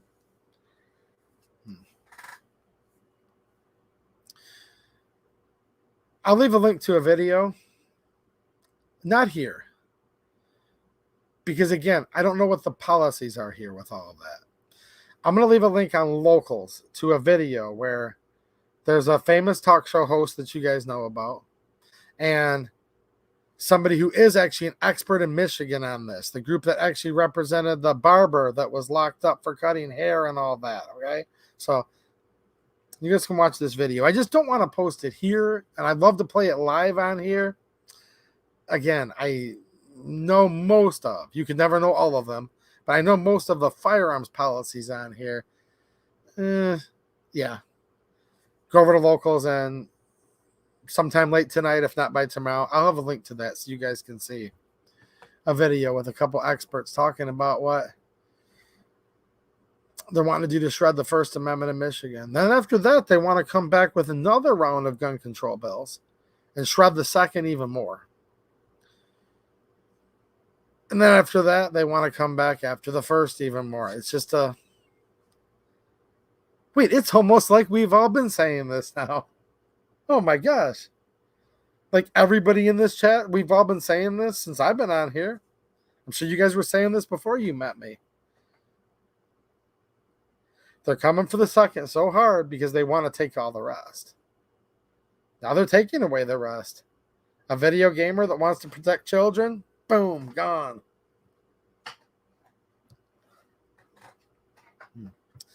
Mr. C with the super chat. Thanks, man. He said, ego is pride gone bad. Well, I don't know the exact definition of it, but I certainly think that's one way to look at it.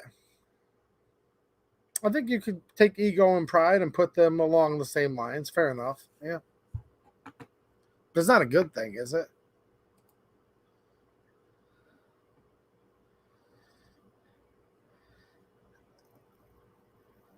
Yep, they're hitting QD. He's explaining it there. It's crazy what's going on right now. I really appreciate the ways that you guys are supporting this channel because they're literally taking people out there because they want to, because they can. I know there's a lot of you that want to, but you can't. I'm talking about like super chats right now specifically because I'm looking at what QD is telling you guys. There's other people that could but don't want to. I get it. But if he can and he wants to, they're messing up his whole account. Now he's not even going to be able to have dinner. I mean, like,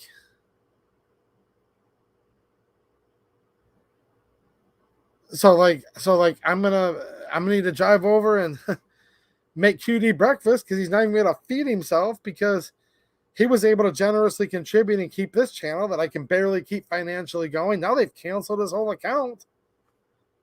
Jeez, oh Pete. I mean a little hyperbolic. Hopefully he's got a sock or a shoebox stashed away somewhere. Yeah. He's cut off of like his whole card. He's cut off of all kinds of stuff just for financially supporting this channel more than they like. Crazy Heathens, what's up, man? He says, this is how they win, by silencing our voice. Yeah, I know. We know what's going on.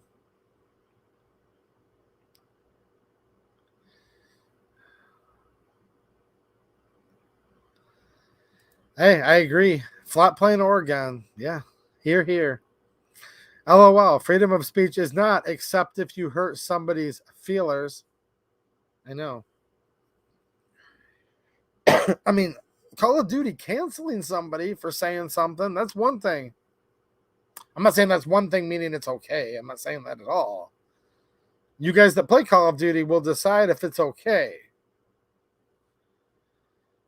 to you or not. I don't think it's okay, but I guess I don't have any standing to boycott them because I don't have it. So I can't uninstall it since I don't have.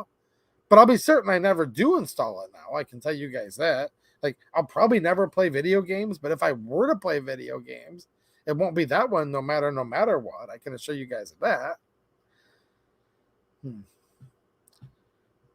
I need to find somebody else I can cancel. Let me think here. I don't drink beer, but if I did drink beer, which I don't, I wouldn't drink Bud Light. I don't buy HKs, but if I did, all right, I'll leave that one alone because, well,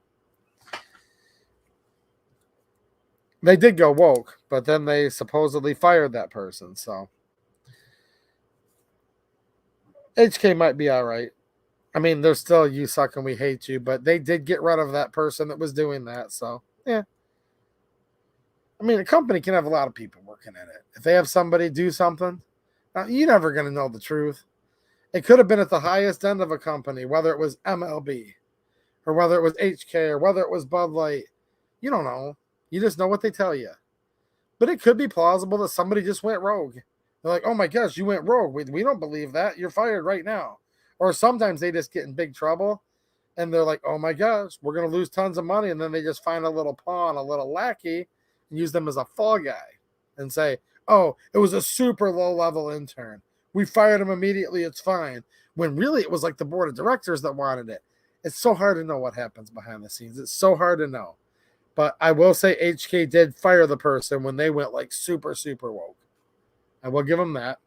Where some of these other people are coming back and wanting to keep doubling down on it. You got to give someone the benefit of the doubt once in a while. It seems like to me, after HK really screwed up, they made the best of it they could. I think. I hope. But I'll never know the truth unless I'm behind the scenes. So I'll just say that.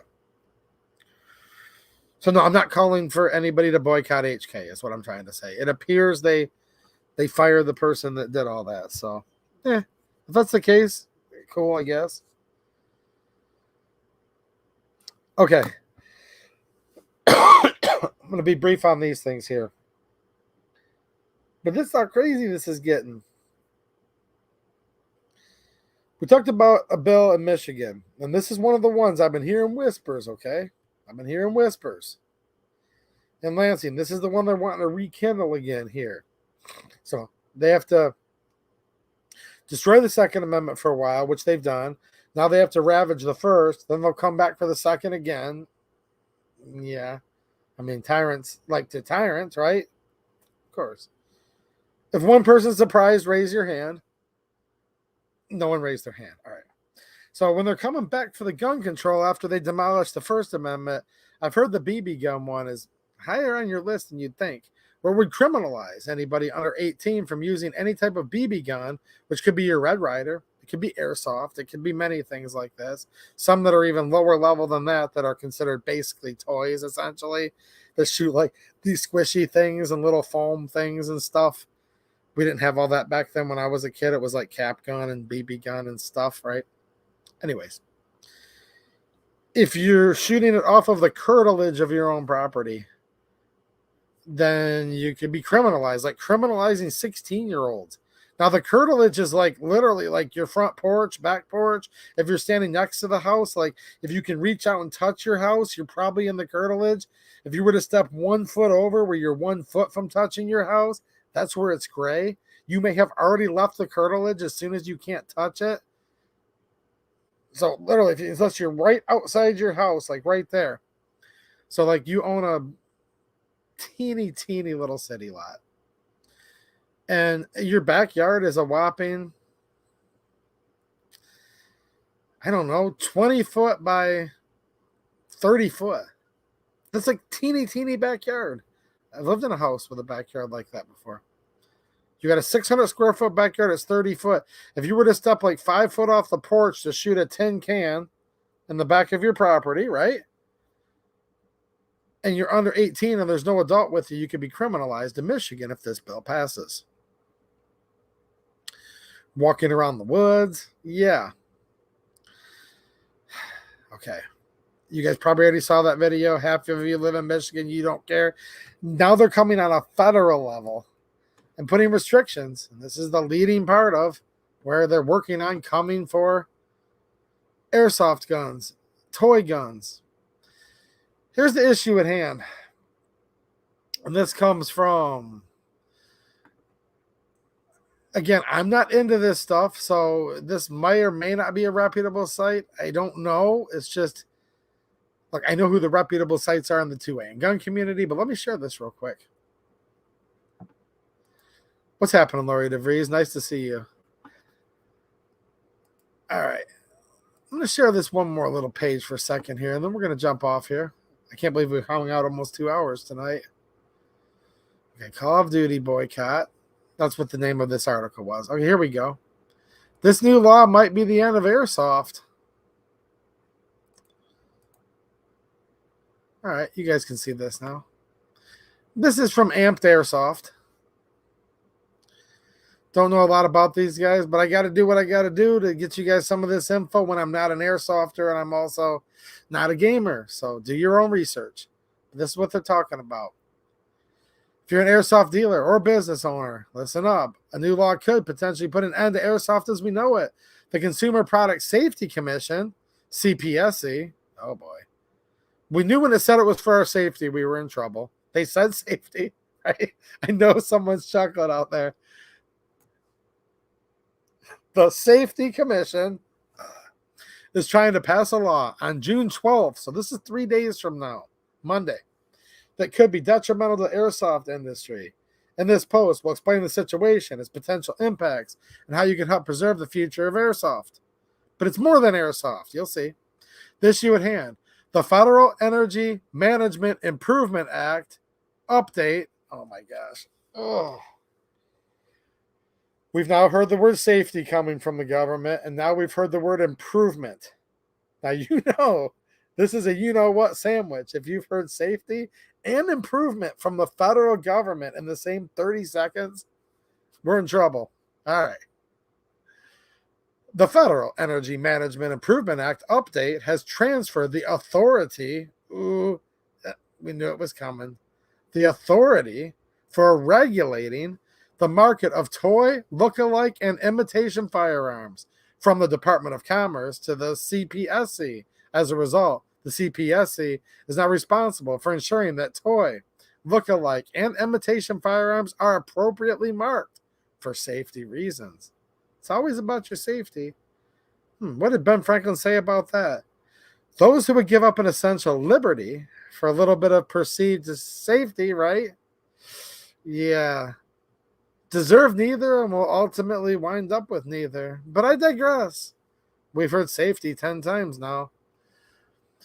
The new law, which would be effective from June 26th, 2023. So you can only comment on this up to the 12th, but the law is already going to go into effect in like 17 days. Requires every airsoft gun, paintball gun, and possibly even gel blasters to have a third-party conformity certification document from the manufacturer. This sounds like we're literally setting up something like a conformity certification document. This sounds like to me we're setting it up for otherwise toy guns to have to conform to new standards. Is this the beginning of the National Firearms Act equivalency for toy guns and airsoft guns? You guys tell me. But it's happening like super, super quick, and virtually nobody even knows about this. Here's what the owner of Amped Airsoft said. This new law could change everything. The logistics are not in place for such a large change to happen overnight. This could end airsoft as we know it, and maybe the airsoft and many of the airsoft stores will take a large hit and more than likely close. This essentially would destroy our ability for players to get their hands on airsoft-related items. We need your help. The potential impact to the airsoft community. The immediate requirements associated with this law may pose challenges for airsoft retailers, potentially result in a halt to imports, leading to potential business closures. Additionally, dealers would be burdened with the responsibility of maintaining extensive documentation on file to comply with the new regulations. I don't play airsoft, guys. This doesn't affect me, but that doesn't matter. This is a big deal. Looks like they're trying to turn toy guns, airsoft, things like that, into real guns as fast as they can. Given the urgency of the situation, the airsoft community must respond overwhelmingly to these proposed requirements. Without a strong and unified response, these requirements could potentially become law as early as this month. It is equally important for businesses in the airsoft industry to actively engage in the process, voice their concerns, and stay updated. How can you help save airsoft? We need you to take action right now. Follow the simple steps below. All right. They're saying to use a form letter. I'm going to tell you guys how this works. It works this way when it comes to the ATF with everybody. If there's 30,000 people who write their own comment in their own words, that counts as 30,000 comments. If 30,000 people comment with the same form letter, and the only thing that's changed is like their date and their name, all 30,000 get consolidated and count as one comment. Now, I know everybody says to use form letters because they know people are lazy, apathetic, lethargic, just like we started this stream with, actually. But by using form letters, they'll literally admit to it. Like, if you look at the comment periods when it was like the ATF braced pistol ban and all that, right? Which like 3 people comply with nationwide. But I digress. No, I'm sorry. You guys got me. Like maybe like 4 or 5 or something ish like that complied. They would say, we got this many comments, and then like 30,000 comments was this one form letter that said this, so now that's one comment. So it's not just for this. I don't know how many of you guys care enough to write about this. I'm going to write them about this because I care when the government says safety, and they say improvements, and they say regulation. Yeah, my hairs were standing up on the back of my neck as soon as I heard them say safety and improvement. And then I saw a 4-letter government agency I couldn't pronounce. There's a link right here, regulations.gov, document, CPSC. And you can go on here. And now we're on regulations.gov, marketing of toy, lookalike, and imitation firearms, posted by the Consumer Product Safety Commission. So this is also going to regulate lookalike. Prop guns probably, and toys and stuff. I mean, this is heavy duty. The rule is effective June 26th unless CPSC receives a significant adverse comment by June 12th. If CPSC receives such a comment, it will publish a notice in the Federal Register withdrawing the direct final rule before its effective date. The incorporation by reference of publications listed in this rule is approved by the director of the Federal Register. I mean,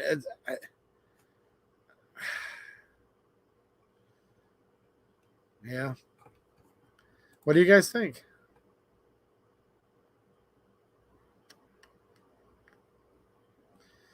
I mean, it's airsoft, but it's also like toy guns and lookalikes and replicas and paintball and I don't know, airsoft toy gun. Did I just repeat myself? I'm not sure. I mean, I don't know. I mean, certainly airsoft's not a firearm, but I don't know that I quite call it a toy either. It's somewhere maybe in the middle. Not meaning it needs any regulation at all. It's just I don't want to put down the airsofters and say it's merely a toy. That's what I mean by that. I'm not talking from government standards. Look, it shouldn't matter if it's a howitzer battery, or if it's a warship, or if it's a tank, or if it's a 50 BMG, or if it's an M16, or it's an airsoft gun. This shall not be infringed, says shall not be infringed. And at the founding of this country, we did bear those types of arms. There were civilian warships used in the Revolutionary War, for example. Cannons, for example. Many, many other things that you would need to either not be able to own at all or lick the boot of the crown and buy a tax stamp. Whatever your thing is. Let me know how it tastes. Don't have any tax stamps. Never tasted that before. If anyone wants to let me know, don't, because I don't even want to know. Now look, I don't know. Replica gun, toy gun. Yeah. What's next? Video games.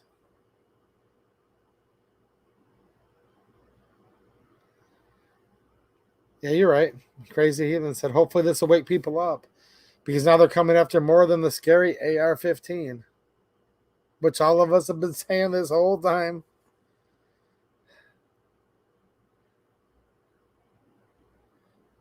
Go back to my channel if you guys are new here. And if you're new, welcome, by the way. I hope you like what we do here and like hanging out. Good people in the chat tonight, as always. Go back if you haven't seen it yet. I did a whole video talking about the BB gun and air gun proposed ban in Michigan. Look, it hasn't passed, but could. I'm not saying guaranteed it's going to pass, but if you guys were to put me in a corner, and if I were a betting man, I'd say it's probably gonna, actually. We'll give you guys a little bit of good news. I'll end on this, and I'm going to be doing a video about it, so you guys can watch that and give you something to look forward to if you're into anything to look forward to anymore. I want you guys to have stuff to look forward to. I really do. A bunch of Michigan reps got together and entered a package that would make Michigan a so-called constitutional carry state and get rid of the duty to inform that you're carrying a firearm. And the number one comment I'll get is, but it can't pass. Yeah, I know. The other comment will be, where were the Republicans in 1982 or 2018, or pick a year? It's the second most. Look, if you guys want to see a social experiment, watch. I am going to put out a video here on this channel within the next couple days talking about how pro-Second Amendment Michigan state reps have introduced a constitutional carry bill that also gets rid of you needing to notify the police that you're carrying, with 22 co-sponsors. I'm going to put that good news video out. And my comments will be overwhelmingly naysayers, people trying to deflate, people trying to condemn. In fact, if it was like, if I was one of these ABCDEFG, LMNOP, QRS, Toys R Us, QTBs, they could probably even go to prison when these new laws get enacted. But I'm white male, so they'll never go to prison for anything they say to me. But that's the type of comments I'll get. And I'm going to put that video up for two reasons. Because first of all, some people are just too short-sighted to get it. Some people can't see the forest through the trees. But I can, and I know a lot of you guys can. I'm going to tell you what, the Democrats, when the Republicans had control for decades in Michigan, they put up anti-gun bills every week, every month, every session. They just kept doing it and doing it and doing it. And the Speaker of the House wouldn't let it see the light of day, but they just kept doing it and doing it and doing it. And it motivated their voter base, and it motivated their people, and they said, dude, these Democrats really will ban all the guns in Michigan if we elect them, because they've been putting up anti-gun bills by the hundreds now over the last decade or more. It's true. So I'm excited about it. Is it the end all be all? No. But this is how you have to change culture. You have to give people something to look forward to. You have to say, well, what makes this representative different than that representative in the state of Michigan? One of them is trying to ban my BB gun and red flag confiscation and all this. The other one, well, are they doing nothing? Because if they're doing nothing except for just simply playing defense and doing nothing, well, yeah, that gets to the point where it's like, what do you even do anymore? What's the difference anymore? So I think it is a good thing. So the first will be, why this is a stupid video. This is stupid that they put up a constitutional carry bill, because it won't pass because Governor Whitmer will never sign it. And the Dems have the majority. Yep. Still not stupid, though. People don't know how this works, how this game works, and how the other side's been playing the long game, and while they're winning right now, by the way. People will also say stuff like, well, hold on a minute. Where were they before Angela Regas? State representative and my friend Angela Regas, and she is my friend, actually. Where was she? Why didn't she put up the constitutional carry bill 3 years ago when the Republicans had the majority? If you guys want to see a social experiment play out, you might not be disappointed. Come back and read my comments when I put that video up over the weekend. And I'll say, well, actually, I do know where she was 3 years ago. But you don't. You just want to be a naysayer and try to make it where nobody can ever try to win in this state. Because 3 years ago, she was out on the front lawn at the steps of the Capitol to protest. And I know Crazy Heathen knows that because he was there. If Jane Locke's watching right now, which I hope she is, but I don't see her tonight, she was there. And Lori DeVries was there. And probably a lot of other guys were. Chime in if you were there. She was out on the front lawn of the Capitol when it was illegal to cut hair. And it was also illegal for me to cut grass. She was getting threatened under duress of an arrest to stop cutting hair. They took away her licenses. They took away all kinds of stuff. They didn't just go after her beautician's license. They went after her cosmetology license, I think it's called. They went after all kinds of stuff. Okay. So no, I'll tell you, for example, that's one of the bill co-sponsors. There's different situations with different people. But the reason why Michigan State Representative Angela Regas didn't introduce constitutional carry is because she's a freshman representative and she just got in there. And she's sick and darn tired of the status quo and of Michigan, like where you can't tell the difference between a Republican and a Democrat half the time. And that's why she ran and that's why she got elected. But people get so black-pilled. They're going to get angry. They're going to say, how dare somebody enter a pro-gun bill while the Democrats have control? And where was Representative Regas 12 years ago? Cutting hair, saying just leave me alone, like we're all saying right now. And you guys don't need to run for state representative. You don't need to get elected to office because now she's a public servant and she serves her district. My state representative, Representative Jamie Thompson, she's a public servant. She serves me, my family, and 90,000 people in Lansing. Look, you guys are actually more important if we can actually get off our butts and do something than these representatives. But there's different ways people do things. And some of these people do say, hey, no, enough's enough. I'm going to go to Lansing and cast a vote because I'm sick and tired of all this crap. Everybody from the anti-gun side will condemn, no matter what. Half of the 2A community will condemn for some reason. On the internet. A lot of people just don't like winning at all on the internet. And then the other half, I'll do nothing. Which I kind of repeated myself because all of them that condemn anything that would even like halfway look like a success. Look, if you want a success, you have to actually like plan for one and do something about it, right? So complaining about success and doing nothing, I just repeated myself, didn't I?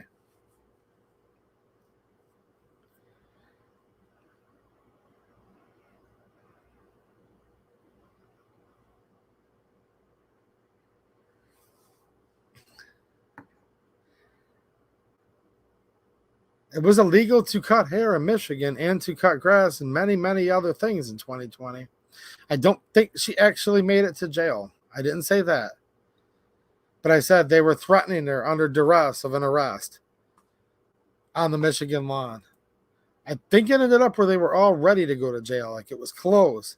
But then they ended up just going after them with messing with their licenses, and it was a big to-do. I don't want to put words. Look, I was so busy worrying about the lawn regulations and trying not to get arrested cutting lawns. I couldn't keep track of everything that was going on with the hairdressers, beauticians, you know. I couldn't keep track of all that. But yeah, oh yeah. They showed up with state troopers right on the front lawn of the Michigan Capitol.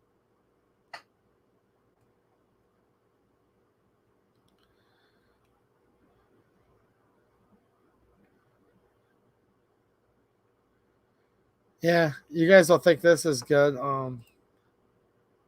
Herb Gotti, yeah, says, oh my gosh, we're talking about banning guns, then knives, then sticks, then rocks. Agreement. People will still die. Absolutely. And the video I did with Representative Bob Bazat, I talked about him at the beginning of this video. I'll leave you with this. I said, so at a certain point, I said, well, Representative, how many gun laws do we need to pass before it'll finally work or do anything? He just kind of looks at me like, excuse me. That was a question I wanted to ask just to see what he would say, right? I said, is 500 enough? He's like, no. The 20-something thousand that we have now isn't enough. I'm saying this with air quotes, very cheeky look on my face for those of you that just listen right now. When's it enough? And they're still in Lansing, Michigan saying, well, hold on a minute. If the red flag laws don't work, okay, the red flag confiscation scheme, if the universal licensing registration, which will lead to confiscation scheme, if that doesn't save even one life, because that's what it's all about. If it can save one life, yeah. All lives are precious. Everyone's life is a gift from God, but the problem is they don't just save one life. They're going to cause a lot more people to die the more they ban guns from good people, because that's all these laws affect. They only affect the law-abiding because by sheer nature, criminals don't follow laws. And if they outlaw guns, only outlaws will own guns. And yes, there is two ways you can take that phrase. You should think about both ways to take it. When guns are outlawed, only outlaws will own guns.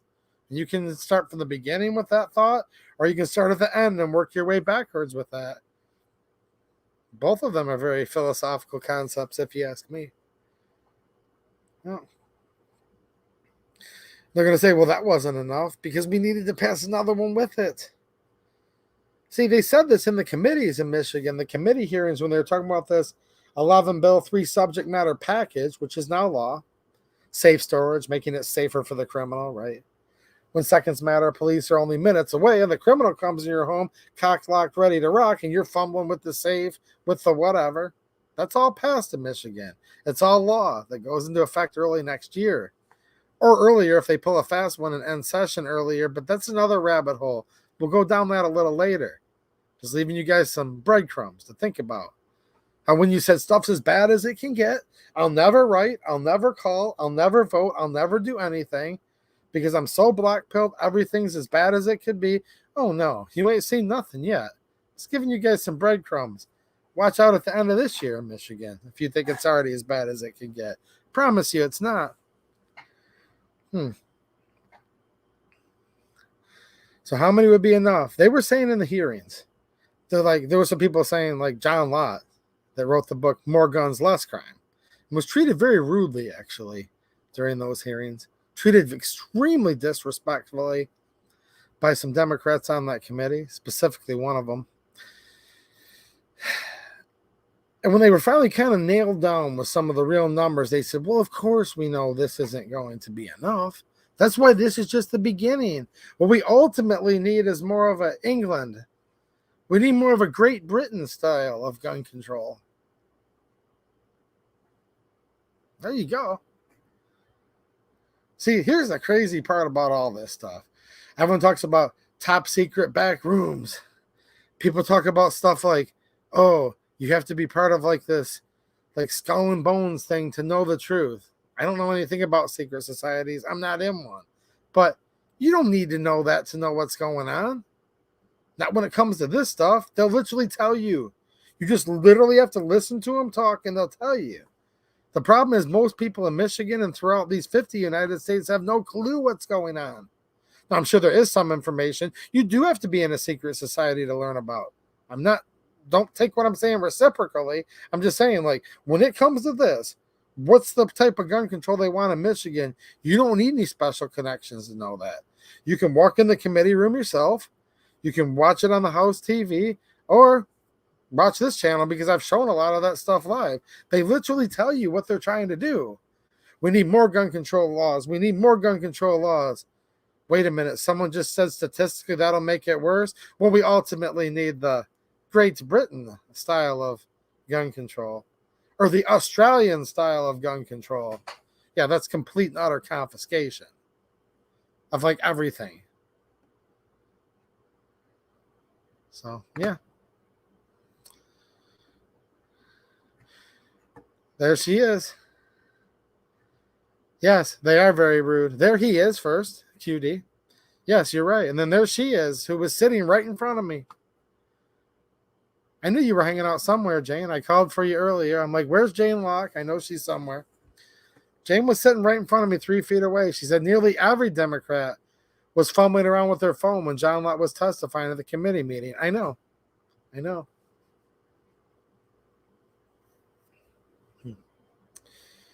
there were some, particularly one. Her hair was so many colors, I couldn't even count. Now, luckily that law doesn't pass. I could go to prison 3 years by calling this state representative that, in my opinion, probably has a vagina. I could literally go to prison for calling her a her because that's also part of this. Hold on a minute. You guys thought I was done? No, just wait. Watch what they're trying to do next. They went after the Second Amendment. It was so successfully. They said, really? Like 12 people are in Lansing right now? That's how many. 2 people are here in Lansing. Look, it's good to have protests after the fact, but there wasn't much going on before either, and there's still not much going on after. There are some, but just not enough. You do realize, right, Jane, that when I said she was rude, very rude to John Lott, I could actually probably go to prison for that in the future with these new package of First Amendment destroying laws that they're trying to put forth in Michigan.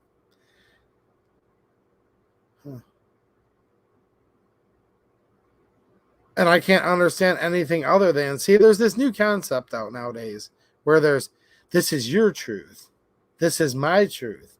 This is their truth. No, there is no your truth or my truth. There's just the truth.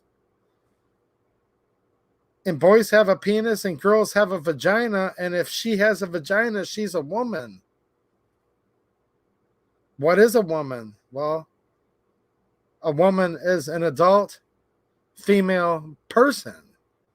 That's what a woman is. And it's like, really? But this particular woman I'm talking about, I know for a fact doesn't identify as one. And they literally want to make that a crime in the state of Michigan soon. So just keep that in mind, guys. And they're very, very rude. I know I got away from the Second Amendment a little bit tonight, but it's all the same, right? It's all the same, like we always talk about it. It's a battle of good versus evil, and here we are. So get ready, and we are in a culture war, no matter what. And politics is downstream from culture. You all are very important, and so are all your friends and family, and all of them. Just remind all your friends, your family, whoever it is you're talking to, they're as important as they're willing to make themselves. And if they want to be important and they want to make a change, they will be able to, if enough people do. And this is how the other side wins. They keep pecking, they keep pecking, they keep pecking. And we need to start turning the tides and get good to prevail one way or another. I'm going to be posting some videos soon. I'm going to make it a priority to get that constitutional carry bill video out. because I think it's important to have people that have something to look forward to. And it's going to be a big social experiment. And I hope so bad I'm wrong. I hope I'm wrong. But all of you that are still here this late, you can watch that video when I put it out. Read the comment section and see.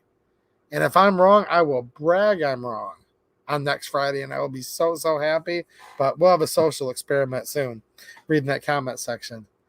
All right, guys. I'm going to take one more look here. And I did have one more super chat that came in late.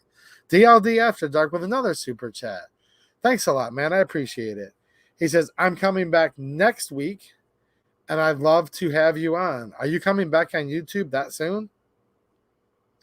Awesome, man. Send me an email, and I don't know if you have, I thought I gave it to you a long time ago, if you have Mateo's email, because he's the one that actually has access to my schedule for when I'm available for stuff like that. So if you haven't emailed him yet, I'll have to make sure you have his email, and yeah, let us know what dates are available or that you're thinking about, right? All right, guys, I appreciate you guys being here, and I need to eat. I've worked hard all day today. I know you guys have too. All right, I'm out of here. Thanks for watching, and have a good one.